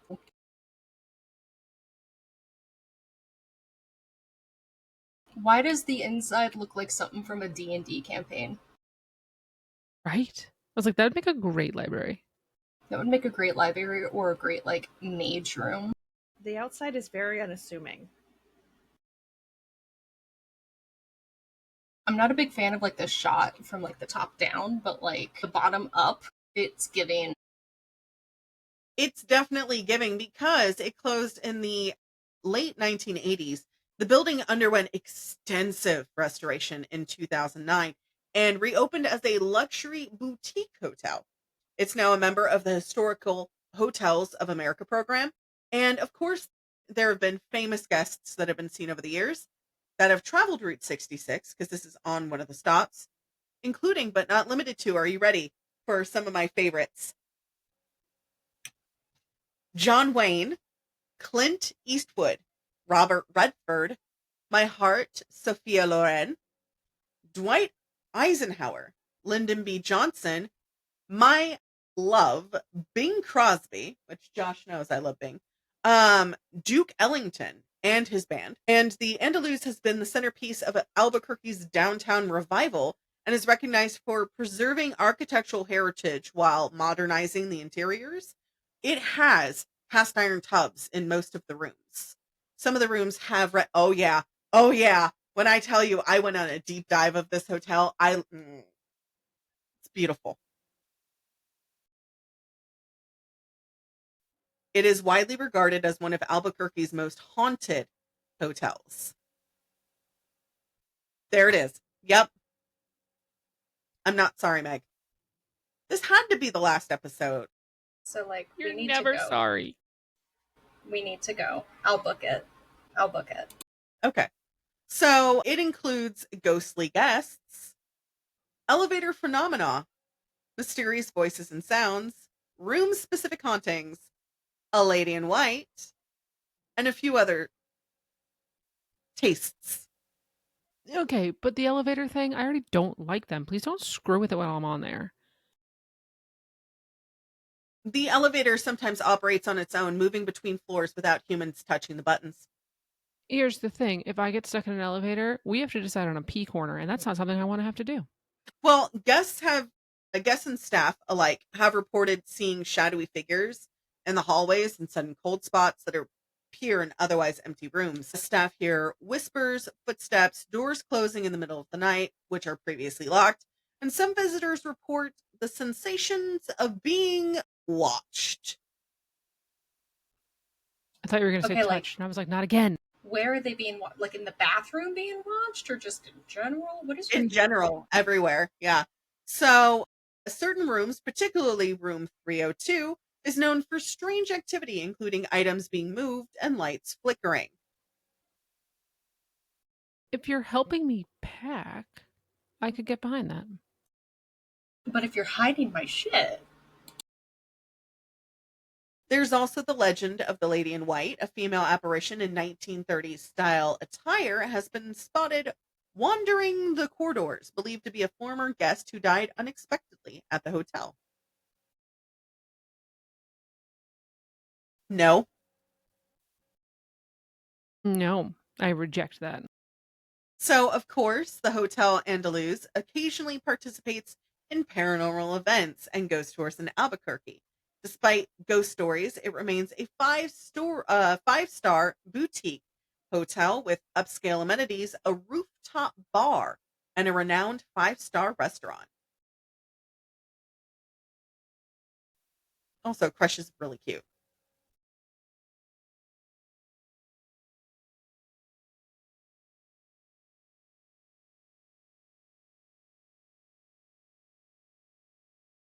Muted. Shit! Next, we have the Chemo Theater, which is in Albuquerque, built in 1927. It was originally a movie palace for silent films and vaudeville shows. The name Chemo means mountain lion in the Tiwa language of the Pueblo people, and it was designed by Carl Bowler. The theater is a striking example of Pueblo Deco, kind of like Art Deco, but more, native inspiration. And it blended Southwest motif with Art Deco elements, and the facade features Native American designs, zigzags, and terrace walls. Which, let me just get you that picture. It's quite beautiful and striking on the outside as well as the inside. But that's the outside. And here is the inside. That's lovely. But it's so pretty. It really is. And I mean, my favorite photo of it is Definitely that black and white one. That looks like something you could put like on a wall in your house, right? Like just get it framed. Looks nice. right. This one's Exactly. my favorite one that I saw because you can see the patterns. These were all hand painted, and it's all in the Pueblo style stone. It's beautiful. And it's, of course, it's not as vibrant as it was when it was originally painted in the 80s, but they've done restoration on the paint where they've gone in and cleaned it up because it is listed on the Historical Building Society. So by the 70s, the theater fell into disrepair. It faced potential demolition, but restoration efforts began in the 80s. And today it functions as a performing arts center, hosting concerts, plays, films, and community events. Some acts have performed here, such as The Doors, Carlos Santana, Willie Nelson, Dave Matthews Band, Al Green, George Burns, and Red Skelton, the comedian, along with film screenings and festivals, hosted regional film festivals, bringing visiting directors, actors, and cultural figures. Notable events have been live vaudeville acts alongside movies, local and touring musicians, and a hub for the Albuquerque's art scene. There was an art show that was placed there for a while, and it makes a historical landmark on the National Register Society. So the Chemo Theater is widely considered as haunted, with numerous reports, such as a little kid named Bobby, shadowy figures, and mysterious noises. One kid, known as Bobby, does haunt the theater. He's been seen wearing a red dress, so they're unsure if it is a boy or a girl ghost because they often hear boy's voice, but it's a child wearing a red dress. So he may have been a native child because native children do wear dresses as well. Witnesses report hearing footsteps, giggles, soft singing, and especially in the balcony and backstage areas is where they see Bobby. They say that Bobby is a little kid who died in a boiler explosion in the theater in 1951. Performers leave gifts for Bobby to avoid accidents or bad performances. Is it kind of like the break a leg thing? Kind of. Rachel, you were muted. I said that poor baby. Yeah. Staff and visitors have seen dark, shadowy figures moving along hallways and disappearing into the theater seats. The story of doors slam, lights flicker, and instruments or props move on their own. I'd be pissed as a prop master. Are you kidding me? If something like for a play was moved because of a ghost, I'd be pissed. A place for everything and everything in its place. Don't touch my stuff. Don't touch my drumsticks. I know you touched my drum set. That's my purse. I don't know you. I said it here so I remember where it was at. Please don't move it. Then I will lose my mind and my shit. Promise, I'll leave you some tobacco after the show. Well, there's also the legend of the stagehand. So there is a phantom stagehand who died in the theater. Some claim that his presence is still felt behind the curtains, adjusting sets or moving proper props to their proper location. So I think one ghost moves them to somewhere they're not supposed to be, and then the stagehand moves them back. Bobby moves them to play a prank, and the stagehand's like, God damn it, Bobby. So then there's also the laughing ghost. Some visitors report hearing soft, eerie laughter. No, thank you at all. None of us liked that. It's a serious scene in the middle of a play. They're dying, people in the crowd are crying, and all you hear in the back is an eerie. Muted. You're muted. If I could have screenshot the whole thing, it was, Meg was just like, oh God. And Rachel's like, ew. And Emily's like, Answer normal. right. You'll be able to screenshot it while you're editing. Use that as like part of I the will. thumbnail. No, I'm gonna do that.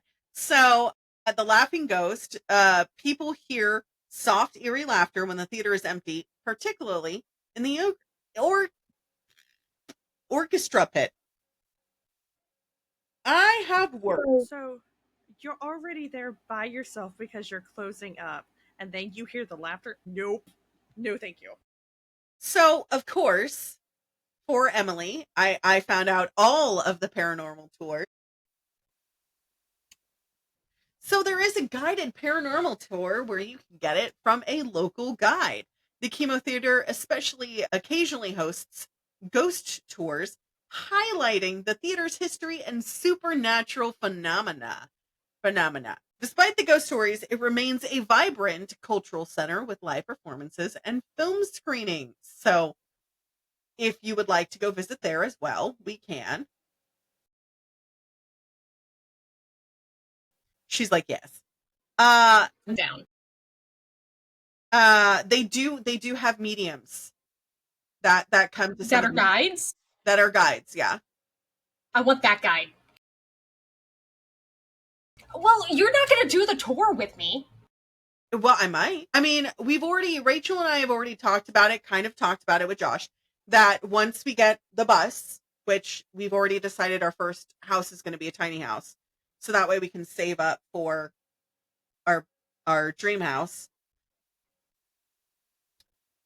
The coffee is hitting Emily. So all of the function. Next we have the La Fonda Hotel, which is in Santa Fe. Love Santa Fe. It's absolutely beautiful. I love their Tex-Mex there. Built on the site of the Old Town Plaza. Meg, I am not sorry. It has a Don't do that. It has a long history of slip and slides and murders. Guests see apparitions in the lobby and the halls of those previously deceased. Let's go. Those were so many words that I didn't like strung together. Those are all words that should not have been in a sentence. Here we are talking about them again. Well, the site of the La Fonda Hotel has been a subsite for travelers for over 400 years, dating back to the early Spanish colonial period. As La Fonda means inn to the Spanish, it's literally known as the Inn Hotel.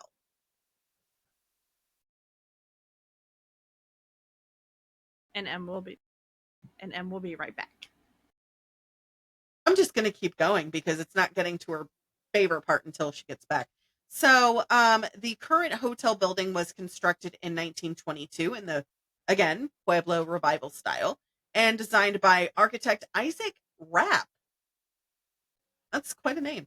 He was called the creator of the Santa Fe style. It's located on the east end of the Santa Fe Plaza, making it a cultural hub for like tourism and local events, and is also listed on the architectural, historical, whatever. Known for blending Southwestern architecture, Native American art, and Spanish colonial influences, the hotel has undergone several renovations while preserving its historical charm, continuing to operate as a luxury hotel. So I have pictures of that. It's quite beautiful, and it reminds me of the Pueblo towns that are built into like the rock faces. That's very fun. And the rooms are quite beautiful as well. And here is the pool. Very aesthetic. Oh, very serene. Reminds me of Hearst Castle a little bit. The pool does. And this is their indoor-outdoor patio. Okay, so like they went all out for the design and I love it. Whoever their designer and engineer was, architectural engineer for it, fantastic job.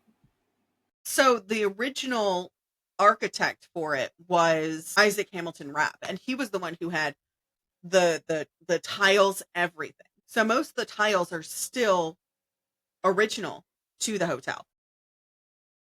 That The adobe style walls, the vigas, which is the exposed wooden beams, and hand painted murals are all original stylings.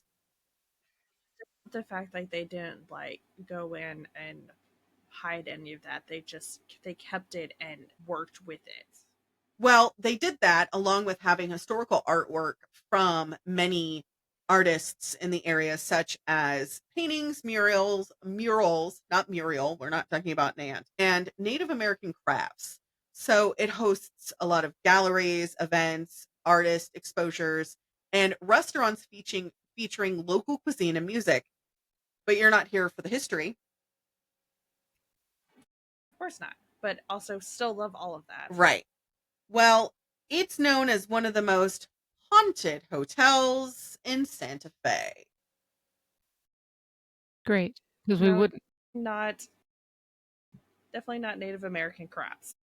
Yeah, not that. But also, why would we do the least haunted hotels? We only pick the most haunted hotels for listening pleasure.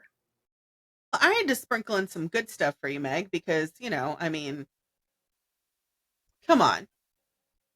You hate haunted hotels. I had to pick good ones. It's not that I hate them, it's just that they shouldn't exist. Fair enough, fair enough. So, known for having the ghost of a Spanish soldier, reports describe a uniformed soldier wandering the halls, particularly near the main hallway and upper floors, and he is often seen at night disappearing through walls or stairways. Use the existing doors, please. Okay, but like, isn't there a reason behind why that's a thing? I understand you've made improvements to the building, however, fuck your improvements. I know why. much. I know why. So Meg knows about echoes, and I've told you guys a little bit about echoes. They walk into rooms, they leave rooms, they're cleaning up, whatever have you, right? Well, if there's fires or they relocate doors or hallways or whatever existed before, they walk through those. So there's a hotel in San Francisco. Oh God, just thinking about it gives me goosebumps. I had to go and we did a ghost tour at it, and they had me and three other mediums go. And we were all getting different ghosts that were kind of like latching onto us, telling us what was going on. I got one of them made, and that was fun. And she didn't like the fact that they redesigned the hallways because she kept getting stuck in the wall because they moved the wall 3 inches to the left. And I was just like, she says she hates the interior because of this. And the guy laughed and she goes, yeah, they did renovations in the 80s. And I was like, well, there you go. I could not imagine as a ghost just getting stuck in the walls continually. I would be so mad. She was pissed.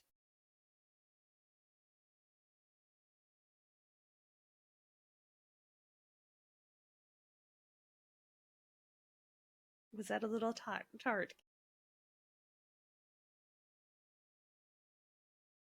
Better. I got like a chunk of pineapple powder. Next, we have the lady in blue, not white. Guests and staff report a woman in 19th century blue attire. She's believed to be a former guest or a long dead socialite.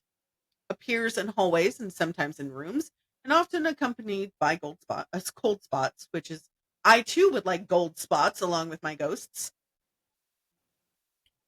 Next, we have haunted rooms. There are specific rooms you can stay in that most people do not stay the entire night. They do leave halfway through and want refunds because they are, quote unquote, too haunted.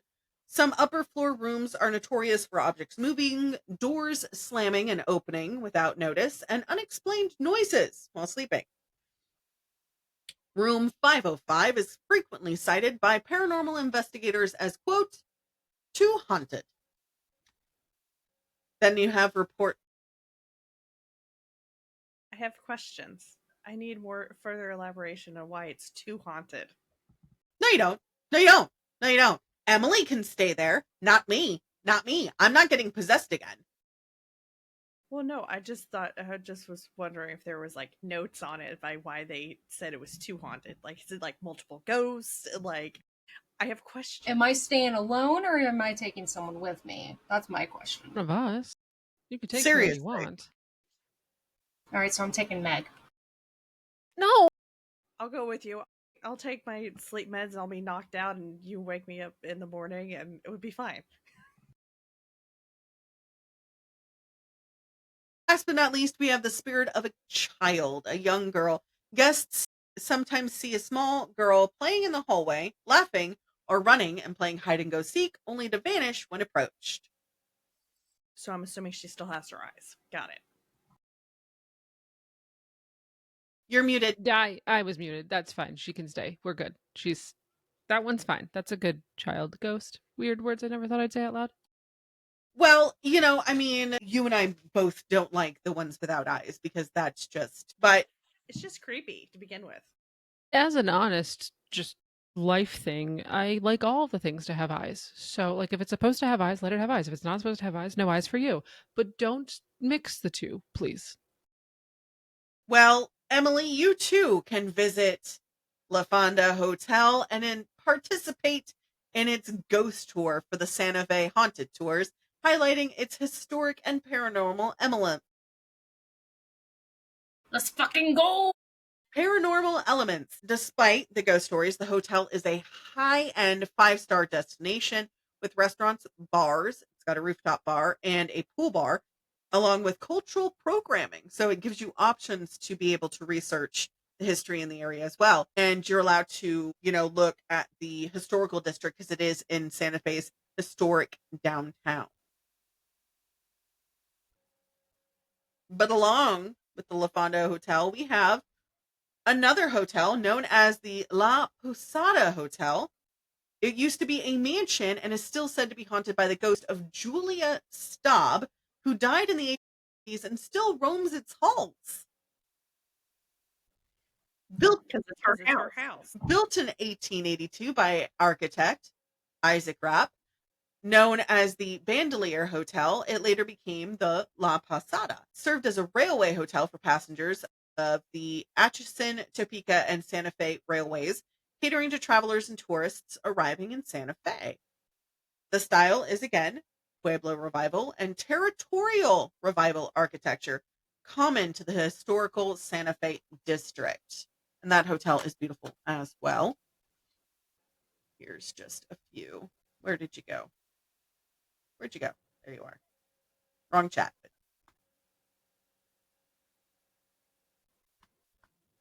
Very nice. Very nice. It's also got the exposed beams and everything, but it really does look like those old Pueblo houses.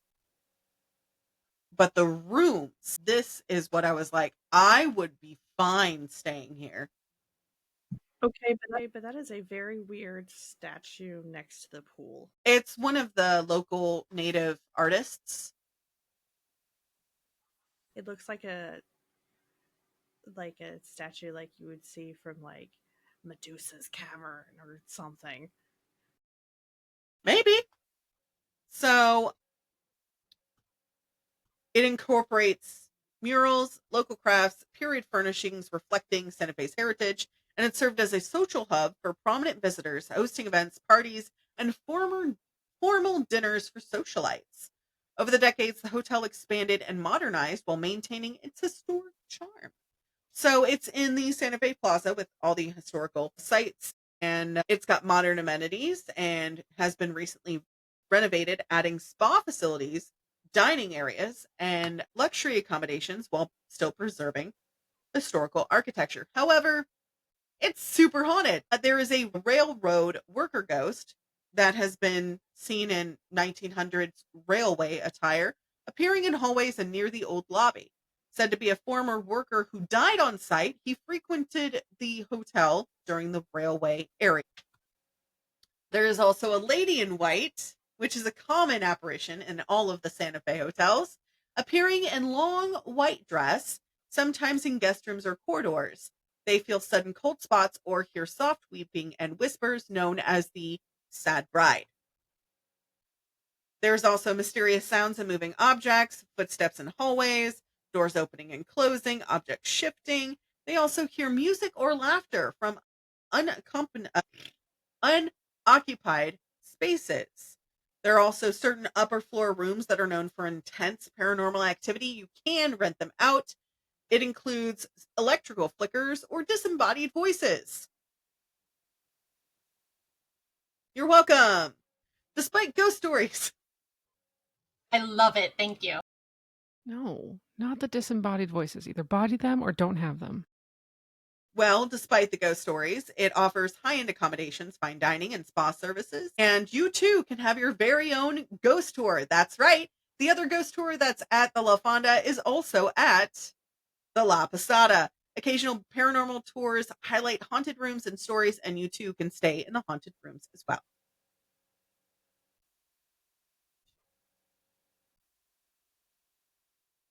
We have 6 left, and I think, Meg, you have something to do. Indeed, I do. I have those children that are living that do need my attention. I am so sorry. I hope it's fun, though. Sure. Are you guys going to play Roblox or Minecraft? What are you guys going to be doing? Well, it's lunch, and then we had a sports all day yesterday. So I think today is kind of resetting for the week and making sure we've got homework done and computers charged and laundry finished and, all of like the parenting things. All of the Well, things I that hope you apparently guys take have time. fun. Yeah, I hope you guys have fun. And I'm going to be making baked potato soup today. So I'll send that Yum. recipe later. Please do. That sounds lovely, but thank you for letting me be on for. The last episode of season 1. Yes, thank you so much. Sorry, I started speaking, and apparently the emergency services have decided they would also like to serenade you with the call of their people. You can't prove anything, it wasn't me, and if you can prove it, I was coerced. Note, Meg, we love you dearly. Have a Goodbye. great Enjoy Halloween. enjoy the rest of your hauntings, and I will hopefully be back at some point to, I don't know, grace you with my disgust later. Sounds good. Perfect. Love you. Love you. Bye. I hit Then myself there were leaving. 3. For once, I have not left early. I know, it's because Hans hasn't tried to kidnap you. He tried. I told him no. Because we're busy. I did good. You did very good. Well, we have one of my least favorite haunted locations, Loretto Chapel in Santa Fe. Because it has nuns. Always the nuns. It's always the freaking nuns. Definitely thought you said nuts at first, and then I was like, oh, nuns. Nuts. Well, that would be bad for you. Yeah, very bad. So It's peanuts. built between 1873 and 1878 by the Sisters of Loretto, a Catholic order of nuns, to serve Santa Fe's growing Catholic population. It was designed as a private chapel for the Sisters School, part of the Loretto Academy for Girls. You guys have seen this on Unsolved Mysteries and on BuzzFeed Unsolved. I know you guys have seen it. Designed in French Gothic revival style, it was uncommon in New Mexico. Hold on, let me pull it up so you can see it. Once I show this picture, you're going to know exactly what I'm talking about, Emily. You do. You do. We watched an Unsolved Mysteries episode at her house, and she's like, I know that place. Yes. We are talking about the Miraculous Staircase. So it features pointed arches, stained glass windows, and vaulted ceilings intended to create an inspiring cathedral-like interior. Named after our It definitely is inspiring. It really is. Named after Our Lady of Loretto, the patron saint of travelers, not Saint Christopher. He's not a saint anymore. This staircase was built in 1881. There are no visual support beams. It makes 2 complete 360 turns, and local legend says the staircase was miraculously built by a mysterious traveling carpenter who appeared after the sisters prayed for a solution on how to get to the second floor. The carpenter supposedly left without payment or explanation, vanishing into the night. Little butterball turkey. I beg of thee, please put that in the episode so everyone knows. Yes, the butterball turkey with Cabbage Patch knees before we rebranded. Yes. Yes, because you and your nuns with your Cabbage Patch knees. Listen, I tell you. So even modern engineers have worked on this staircase trying to figure out how it is so precise and balanced, and it has no supported design at all. So they're just saying it's attributed to the ingenious woodworking and craftsmanship. Yeah, every time I mention Bagel Bites, I'll put that in for that episode. She made this beautiful picture of Zach Baggins holding a bagel bite in his hand. It's bagel hands, you know? So, Loretto Chapel is considered the most haunted church in the area, though more subtly than the hotels. Visitors and staff often report footsteps on the spiral staircase when no one's around, soft whispers in empty pews or hallways, especially at night, occasional sightings of a tall man in carpenter's attire linked to the legend of the staircase, faint silhouettes moving across the altar or near the choir loft, which are the nuns, cold spots, tingling, or the sense of being watched, especially near the spiral staircase. And photographers sometimes capture orbs or unexplained glows in the chapel photographs, often near windows or the staircase. You do not like Rachel?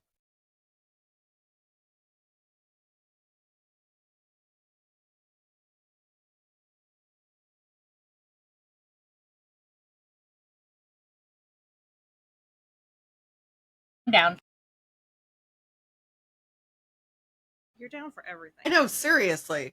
So, the chapel is one of Santa Fe's most visited attractions for the staircase and its architectural beauty because Gothic revival style isn't anywhere in Santa Fe except for this chapel.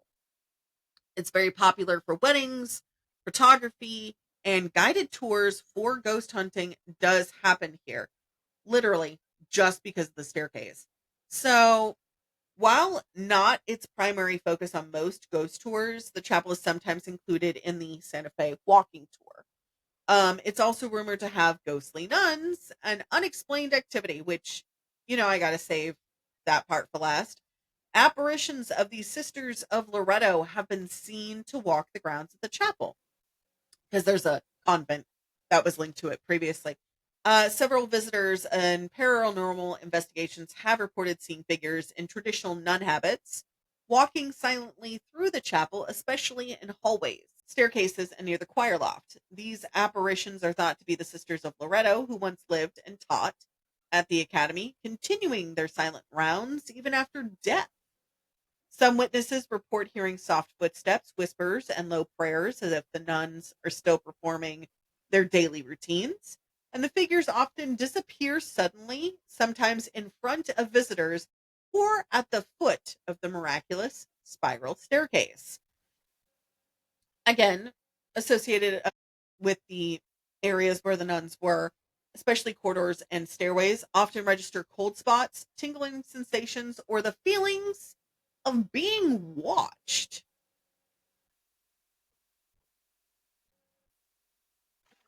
I mean, probably because the nuns are being very judgmental. Probably.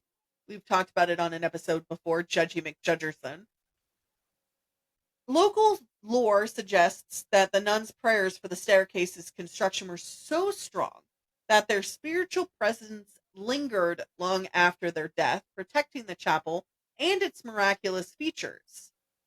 Some paranormal investigators claim that the nuns' apparitions are particularly visible near the top or the bottom of the staircase as they continue to inspect or bless it.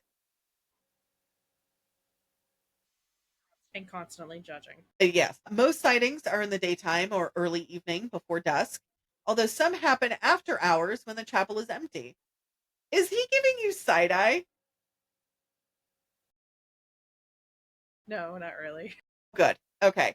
So the nuns are described as quote unquote transparent or shadowy, and they're often partially visible, but giving an ethereal and peaceful impression. So they're probably not judgy nuns like the ones at the hospital, but they still like judge. Because they are still nuns. They are still nuns. So next we have something I know Emily's going to love. The Old Taos County Courthouse. Why do you think I would like courthouses? You know my history. I should not show my phone right now. You know my history with courthouses. Well, this one is linked to Western. Okay, yeah. Yeah. So, built in 1934, the Old Taos County Courthouse served as the center of county government for several decades. It was a replaced earlier courthouse and was part of the Taos's civic development during the 20th century, or the beginning of it, anyways. Also has Pueblo revival style, typical of New Mexico buildings, and has adobe style walls, flat roofs, and wooden vigas, which is the wooden beams. No longer used as a courthouse, the building has been repurposed for cultural events, exhibitions, and offices. The historic Taos district. The old Taos County Courthouse is reported to be haunted, with stories tied to its long history of court cases, detentions, and you guessed it, Emily, public executions. Yeah. Concrete! So, reports describe shadowy figures in old jail areas said to be spirits of prisoners who died or suffered while in the hands of their custodians. Visitors often hear chains rattling, footsteps, doors slamming in empty rooms, and they have recorded voices, whispers, and moans, often near the old holding cells or courthouse offices. Some believe these are echoes of heated courtroom arguments or cries from the wrongfully accused.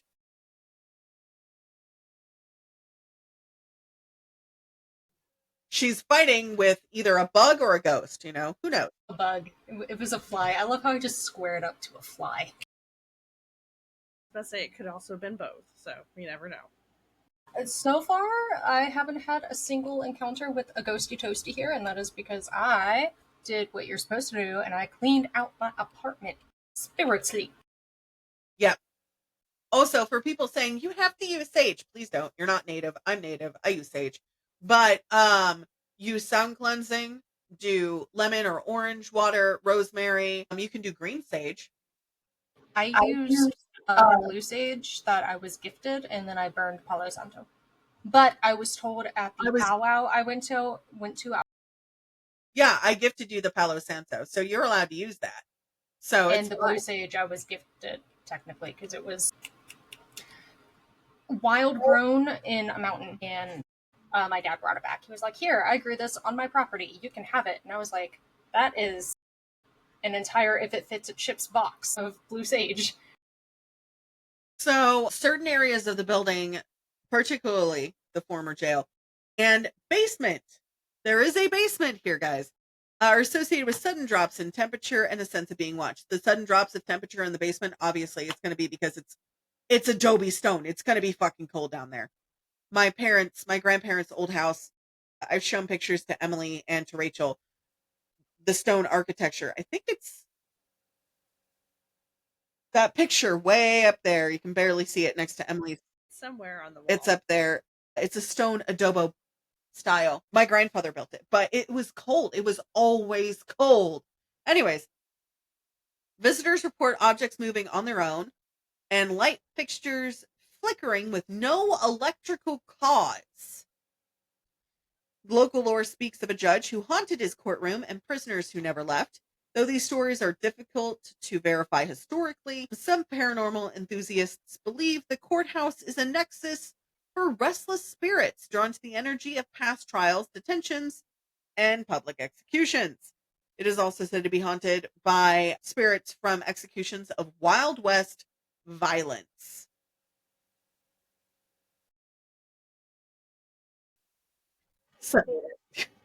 So occasionally included in the Tao's haunted tours or local paranormal investigations, even without the ghosts, the courthouse is a prime example of civic architecture. And the courthouse is a super popular spot for ghost enthusiasts, especially the jailhouse and the basement areas. So, of course, we talked about Area 51, the club, right? We talked about the diner that I stopped at, the UFO diner. There is an entire town out there that is haunted, known as Roswell. Everybody knows what Roswell, New Mexico is. Aliens. Ow! That was very loud. I haven't moved. No, I know. You screamed it. I did? Yes! You went, which of course I'll make that part quiet, which is very hard to do on this new app. I noticed. Well, not that part, but like the loudness. Yeah. Maybe it's because I'm deaf. Maybe. I'm half deaf and it was still loud for me. So anyways, Roswell, including being famous for UFOs, it's including the old Roswell Army Airfield, which have said to have ghostly activity linked to the crash and its aftermath. We'll get to that in a second. There is a crash that was at the airfield. The White House in Roswell was built in the 1900s. It's a private residence with local history. The hauntings include apparitions of former residents in period clothing, unexplained footsteps and light flickering at night, and cold spots in hallways and rooms.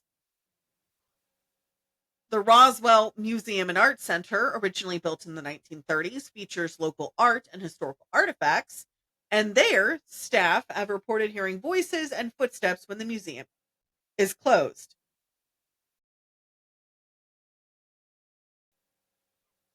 The trees are fucking, and it's actually fall. It's no longer in the hundreds. It's now in the 80s, like mid 80s, late 70s. So trees are fucking. It's like 74 here right now. I love it. I hate you. So, several Victorian era homes around Roswell have ghost stories, mostly involving tragic deaths or previous residents who never left after they died. Common phenomena is doors opening, lights flickering, cold spots, and shadow people. Roswell UFO crash site energy contributes to strange paranormal activity in the area. I love you guys. So, reports of strange lights, unexplained sounds, old electromagnetic readings are common alongside ghost hunters and UFO enthusiasts alike. There's iron ore in the stone out there, so that would contribute to it. There are children's apparitions in some of the abandoned buildings in Roswell who play, laugh, and disappear when they are approached. And often reported along old streets and alleys, there are shadow figures who are possibly tied to the early settlers and historical events. You too can go on a paranormal tour of Roswell, which offers ghost tours combined with UFO lore, especially in downtown and around historical hotels. Yes, we'll stop there too. Many visitors report experiencing both a UFO or a ghost. There are also UFO-themed oddities and traditional ghost sightings on the same tour. That's where the diner is, over in that area. Best spots for ghost hunters are the old downtown buildings, historic homes, and certain hotels.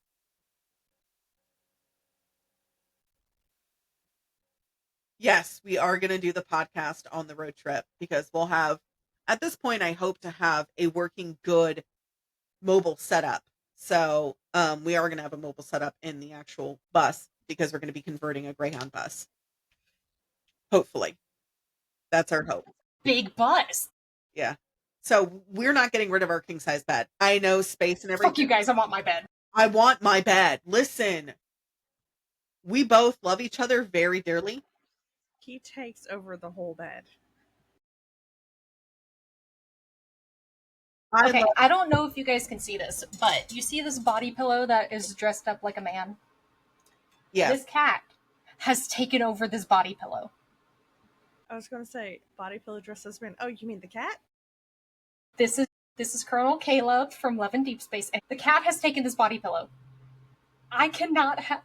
I tried to use this body pillow last night, and the cat bit me.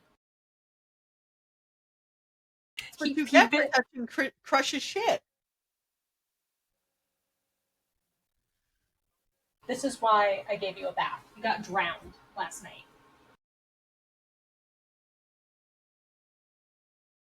He doesn't care. But yes, I am like so stoked. Oh, what if? Are we gonna like set up in the hotels too, or like just the Greyhound? No, we'll cross that bridge when we get there. I have to get the bus first, but we got to pay off a lot of debt. So next we have Santa Fe Penitentiary. Many claim to hear screams coming from the penitentiary and see shadows in abandoned sections. Built in 1880. Thank you. Built in 1885 on the outskirts of Santa Fe, New Mexico, it served as the primary state prison for New Mexico for over a century. It's modeled after 20th century prison architecture with stone and brick structures, high walls, complete with guard towers. So this is what it looks like.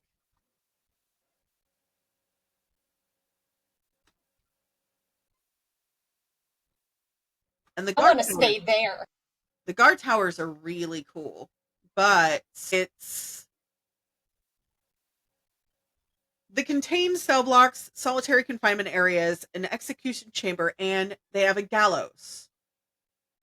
Along with it being partially closed in 1985 when the new state prison opened in New Mexico, some areas were later abandoned, and while parts remain limited in use for administrative purposes and tours, it's primarily closed. This penitentiary, in particular, housed New Mexico's death row for decades. Infamous for multiple prison riots, escapes, and murders within the facility, there was one particularly brutal 1980 prison riot that graced the front page of many newspaper editorials. It included hardened criminals, notorious murderers of New Mexico's history. Like, you need to drink water if you're going to drink that whole entire container. Get your water. So anyways, it includes Billy the Kid's associates, while Billy the Kid himself was in Lincoln County. Several members of the Kid gang and related outlaws were temporarily held at Santa Fe's detention facilities before transfers. Then you have Arturo R.T. Ortega, notorious for violent crimes in New Mexico during the mid-20th century. His name appears on historical prison records as a high-profile inmate. Then you have Thomas Tommy Calloway, who was a convicted murderer whose incarceration and execution were widely reported in New Mexico papers in the 50s. There also have been several convicted murderers and serial killers who spent time on death row here, and some executed on site before capital punishment moved to other facilities. During the mid-20th century, the penitentiary housed organized crime figures, local gang leaders involved in drug and violent offenses, and many of the original buildings have been left abandoned, creating an eerie, decaying atmosphere. 90% of the doors in the facilities are locked with chains and padlocks. Whatever's in them doesn't need to be let out. So it's considered one of New Mexico's most haunted locations. It outbeats the La Fonda, hands down. There are shadowy figures seen roaming empty cell blocks, chains dragging, shouting, screams from long empty cells. There's also the former execution chamber and gallows in the area, said to be haunted by the souls of the executed. They report cold spots, sudden drops in temperature, and feelings of depression and oppression. There are unexplained whispers, banging and moaning frequently reported, and they hear footsteps pacing behind walls or metal clanging as if prisoners are moving around. Both staff and visitors report shadow people and ghosts appearing and disappearing in hallways, typically by the solitary confinement areas. Paranormal investigators note high EMF readings, cold spots, and unexplained camera anomalies, especially near cells where executions or violent deaths did occur. It is a popular location for the ghost tours, and especially during Halloween and special events, they do open it to the public to do a ghost tour. No, Emily, we're not going there. They seek the abandoned cell blocks and execution areas for evidence of spirits. And the combination of history and decay and tragedy makes the jail visually and emotionally haunting. But next we get to another ghost town, which is known as Shakespeare Ghost Town in Lordsburg area. Yes, Rachel, it's a whole frickin' town. I was just thinking that was an interesting name for it. Well, it's a pretty interesting town, too. Let me just send you some. Depending on your version of interesting. Is it my version or Meg's version? I think it's interesting in your version, Emily. As far as architectural style, definitely Meg's version, because she would probably like how some of these old houses are still preserved. Is it preserved in like active decay or Preserved and active decay. preserved as in okay. Some of those still look pretty good, like decently livable. Well, the windows are lead-lined windows. You remember those old windows, so they're not coming down. I mean, my apartment complex, I had to sign a paper saying I will not lick the outside paint because it's covered in lead. Please don't do that. Don't I'm do gonna do that. But also, it looks like the houses are made out of stone, so yeah, they're gonna Survive. be standing for a while. Whereas, like, the roof and like the eaves will probably give in first before the walls do. Probably. I mean, so founded in the early 1880s, this was a small mining town in the Gila National Forest region. It was a huge mining boom in New Mexico around this time. So it thrived on silver and copper mining, and they had several mines in the surrounding hills and mountains. At its height, the town Shakespeare had a few hundred residents, including miners, merchants, and their families. But the mines closed in the early 90s, leading to gradual abandonment by the rest of the town. And by the mid 20th century, the town was deserted. So Main Street still has remnants of a general store, post office, and a saloon. The cemetery does have small graveyards with markers from miners and early settlers with the wood markers. So they have little tin placements on it. It has a desert landscape, old mine shafts, rugged terrain, and everything contributes to the eerie atmosphere. There's no light in this area after sunset. It's dark, like pitch. So the mine shafts are completely closed off from tourists. You can't. Because whatever's in there doesn't need to get out. Precisely. So visitors report shadowy figures near abandoned gold mine entrances, sometimes hearing picks striking rock or footsteps on wooden planks. Some claim seeing miners carrying lanterns disappearing when approached. Again, we talked about this on an earlier episode. Fireflies. Um, the old saloon is said to be haunted by patrons of the past, with occasional laughter, glasses clinking, and doors slamming despite no one being inside. Some report ghosts of children playing or laughing outside the ruins of a near schoolhouse. Cold spots and fleeting glimpses of small figures are common reports here. Several vis- So echoes. Several visitors have reported seeing misty figures or orbs near graves of early settlers and miners, and the wind does whistle through empty buildings and footsteps.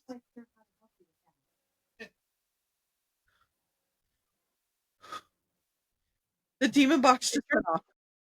I was about to ask because I heard it. I was like, was that the demon box? Yeah. I couldn't hear it because the neighbors are playing elephant soccer again. Well, Stalker? yep. From sunup to sunup. Boom, boom, boom, boom, boom. They drop shit. Okay. There is no sundown. It's sunup to sunup. So the town is where visitors have seen gunslingers and townsfolk from the 1800s still in regalia. So Shakespeare is accessible off-road or back-road travel. Some ghost hunting enthusiasts visit for photography and some for paranormal investigations because as you can see, the town, the buildings are quite beautiful.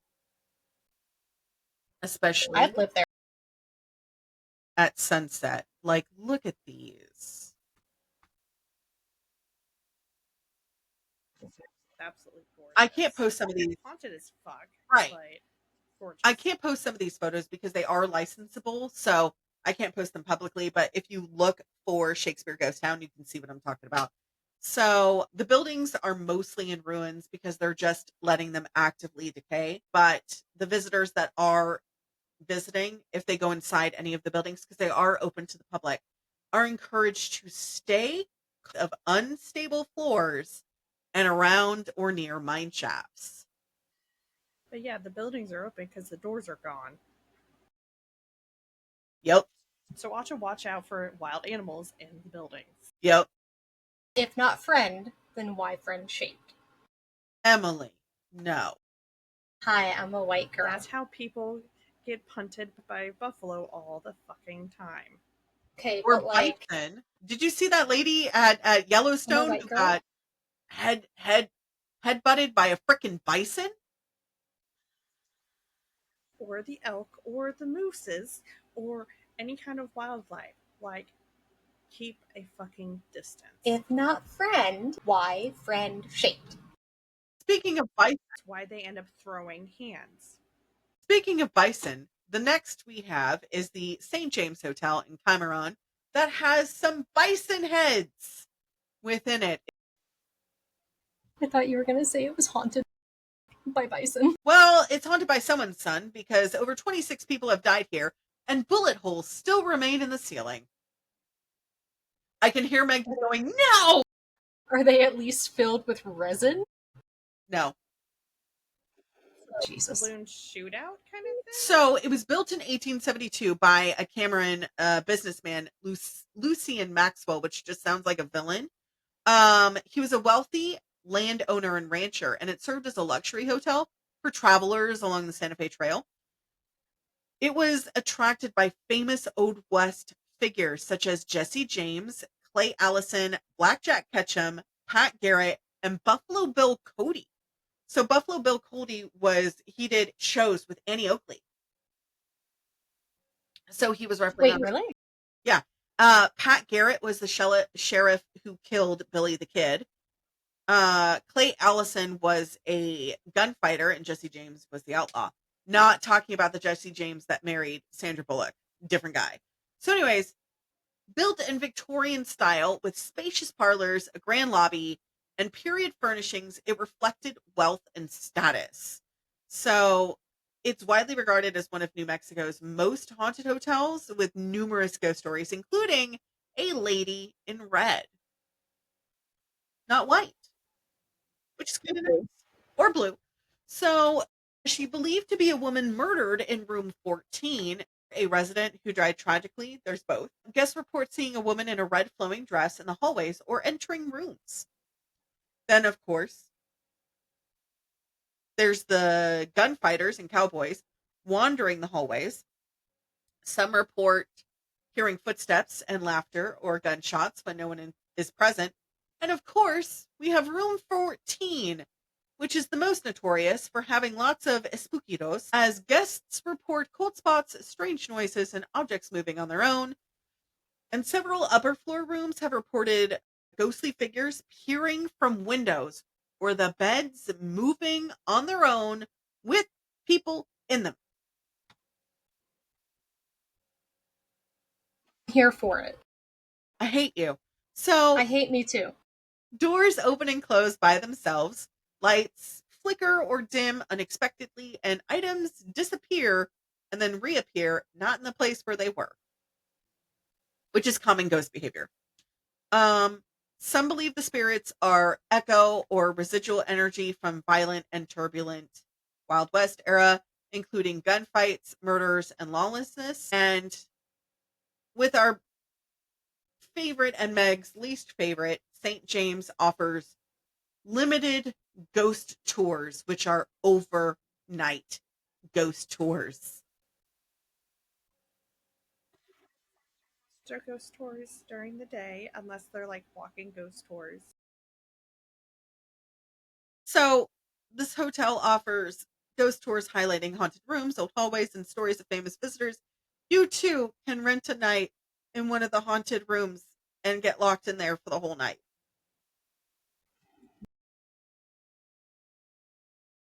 The option of being able to leave. Guests can stay overnight in one of the most haunted rooms for a paranormal experience.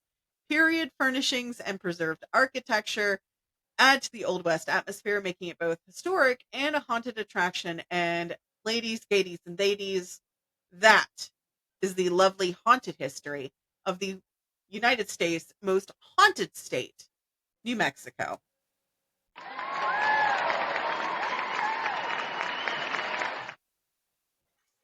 I hated all of it. Thank you. You're Let's welcome. go. Let's go. I'm here for it.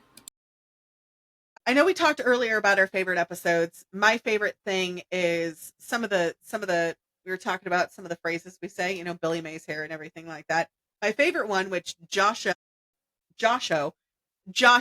echocaulia, which I go wee, and then he goes titi croissant. What is Josh's favorite? Is it that, or like what's his favorite as the peanut gallery? Josh, as the peanut gallery, what is your favorite phrase from all of the episodes? Yeah, concrete. Yeah, concrete. Yeah, concrete!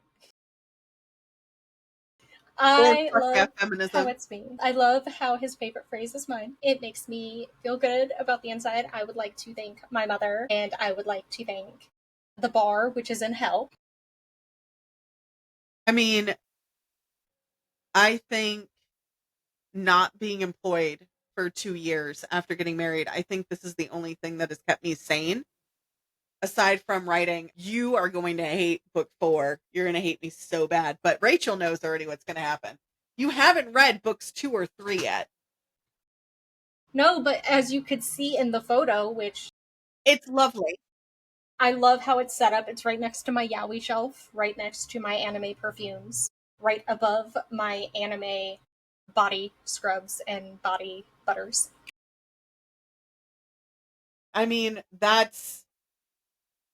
we have 113 episodes, 1 season, 2 years, over a It's been a lot. Over 100 listeners. I know that we love each and every single one of you, party possums. Non-binaries. Some of you are non-binaries.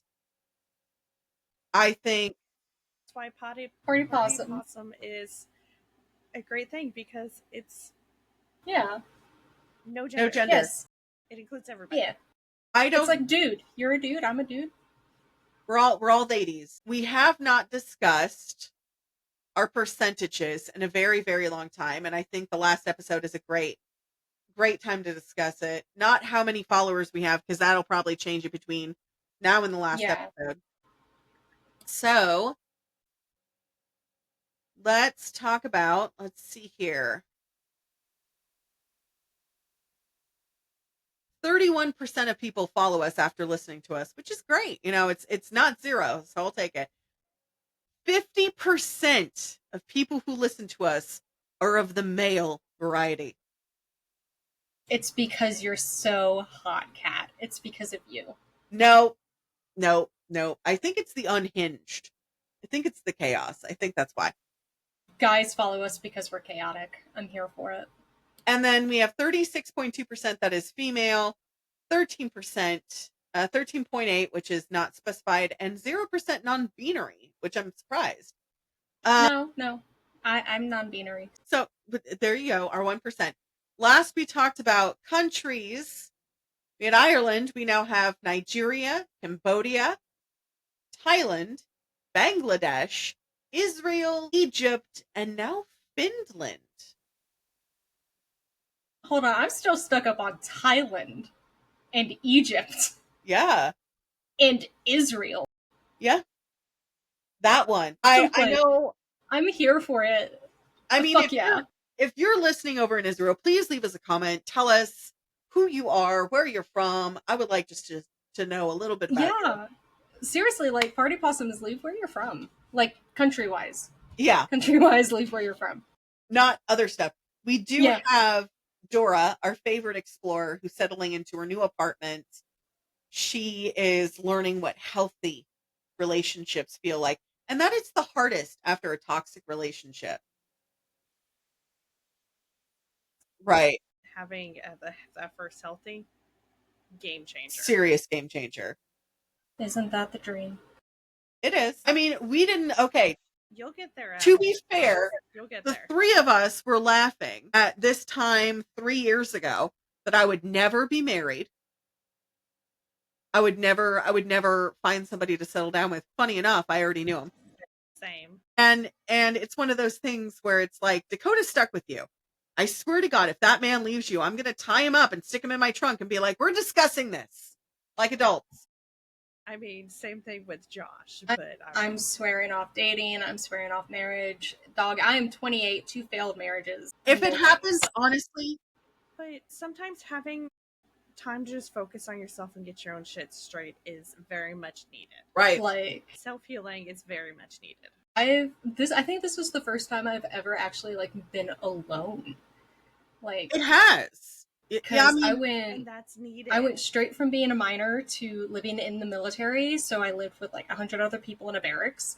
Then I got married to my first husband. Then I moved in with my mom. Then I got married to my second husband. And now I'm alone. So it's weird. it's going to be hard because I mean, like, most of the time when I lived, I always lived in houses or I rented rooms. And so when I moved into Kat's place, that was the first time I had lived by myself in a very long time. And there were times when I would call Emily and I'd be like, I just need to be held. Like, can you come over and we'll have dinner and we'll just sit on the couch and cuddle and just talk about our day. And it was just platonic cuddling, guys. We don't like each other like that. I love you, but no. Seriously. Sorry, we're not from Alabama. No offense to any of our Alabama listeners. That's an ongoing joke between the three of us. Anyways, I saw some shit when I drove through there, but this has been the most incredible thing. And I love the fact that it's getting out into a few of the people that I know that we humanize the victims and we honor the victims and we dehumanize the monsters. And I love that. There aren't a lot that do that. A lot of people poke fun at the victims and we don't. We poke fun at the monsters who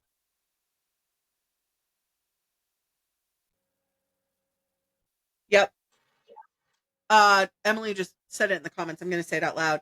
Living alone is what caused Kat to force me to take a break. It was. She was running on empty, burning the candle at both ends. Sometimes, just burning the candle completely. I think it was a month ago. I called you, and it just in 2 months ago, and I don't know what it was. I was perfectly fine at the beginning of the conversation, and then it just like a dam broke, and Kat called a well check on me, like, or almost did. She almost called the cops to my house, but she did call my dad to my house. I did. Is that a train? That was a train. Sorry. Yeah. Okay. No, I called her adopted dad, our family group's adopted dad. He's a great man. And I will forever be grateful for Hans for what, I mean, the day of my wedding, I wasn't sure if my dad would even remember who I was. And he kind of did, but he kind of didn't until we were walking down the aisle and he goes, "Wow, you're so pretty." And I just sobbed. I mean, Rachel, you thought it was something that dad said that pissed me off and I was just crying, but no,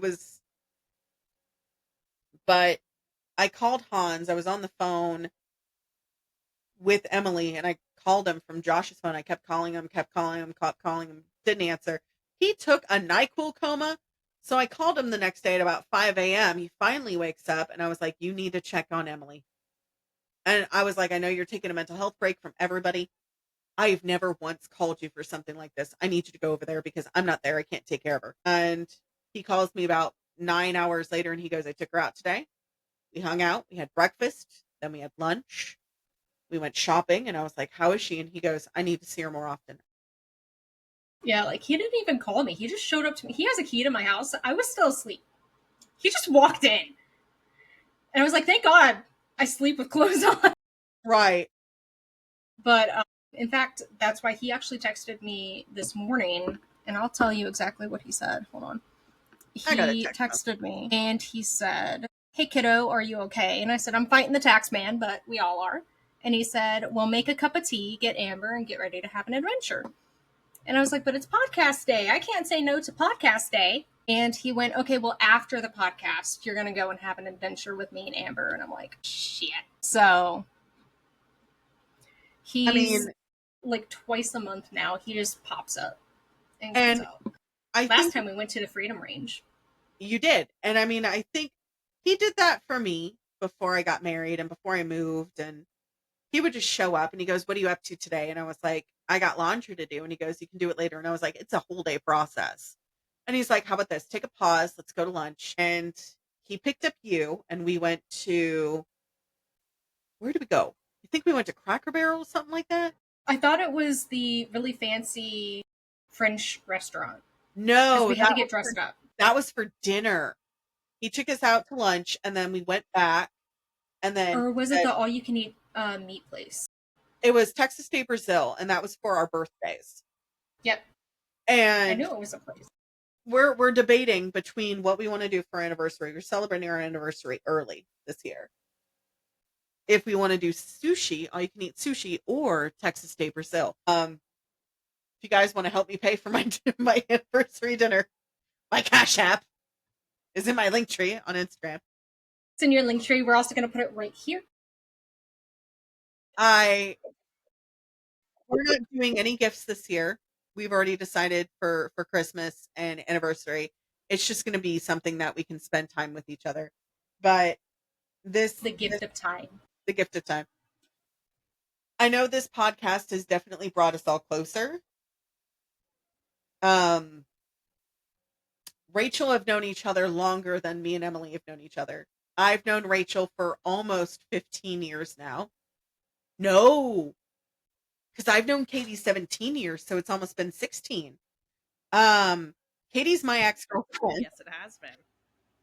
You know, I mean, she's one of my, then again, on again, off again, best friends. She's got a lot of stuff going on. We love her.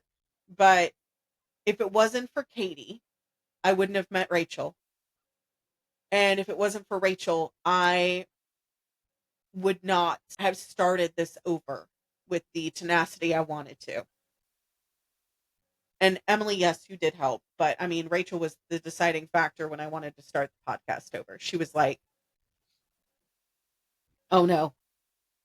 It's hard to believe that the original podcast It's like, no, let's do this. started Yes. in my spare room. Pretty crazy. And now look at us. We all have pretty much like professional sound Do you equipment. have internet? I went from my fucking laptop. And your iPad. Yeah, my laptop and fucking gaming headset. You know, I think, Rachel, I've known you for 2 years. Kat, if you remove the 2 years that we fell out of touch because of my ex-husband, I've known her for 2 years. But if you leave in those 2 years, I've known her for 4. We lost Kat. So I think this is cool. Well, good thing is it's still recording. So Yeah. Because we're both. She got kicked. I shouldn't laugh, but it's a little funny. Okay, come back, Okay. baby, come back. So, what was that when you started? Brand new. I forgot I had it, and then I was gonna drink milk so I could have milk and cookies, and I was like, oh, I have coffee. I'm gonna drink milk so I could have milk and cookies, and I was like, oh, I have coffee. Yay, you're back. Our internet went down. I had to use my personal hotspot. Okay. No. But There's an echo. we're at 3 hours, guys. And Emily has drank that whole container. No, then that means we have to stop because you have to hydrate, you dehydrated fucking houseplant. It's only five servings of coffee. I know that, you know, we have a drinking game. We have a few people who want to, Should we So- make an official drinking game? we should. I'm the sober one, so Emily, you got to figure out a drinking game. I can do a game, and we can make it to where it's like alcohol, or like coffee or water or whatever. I'll listen to a handful of episodes and then make And it, figure it out. Yeah. Well, and with that, it can do it so that way our sober listeners can also do it. So it's just take a shot of whatever you're drinking. Well, yeah, like that's any drinking game. Right. I do sober drinking games with my kids.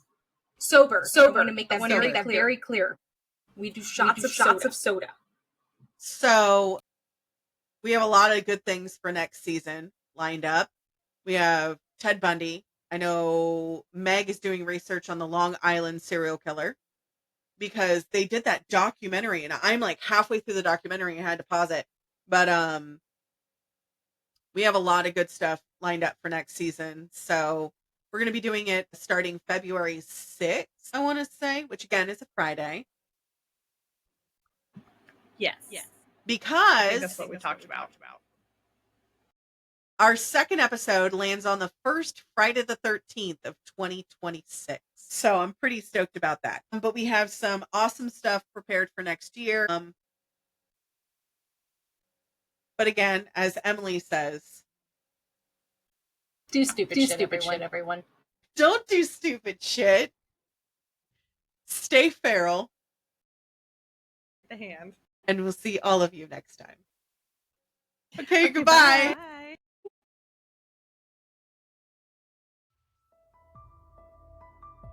That's all for this episode. Stay feral, and we'll see you party possums next time.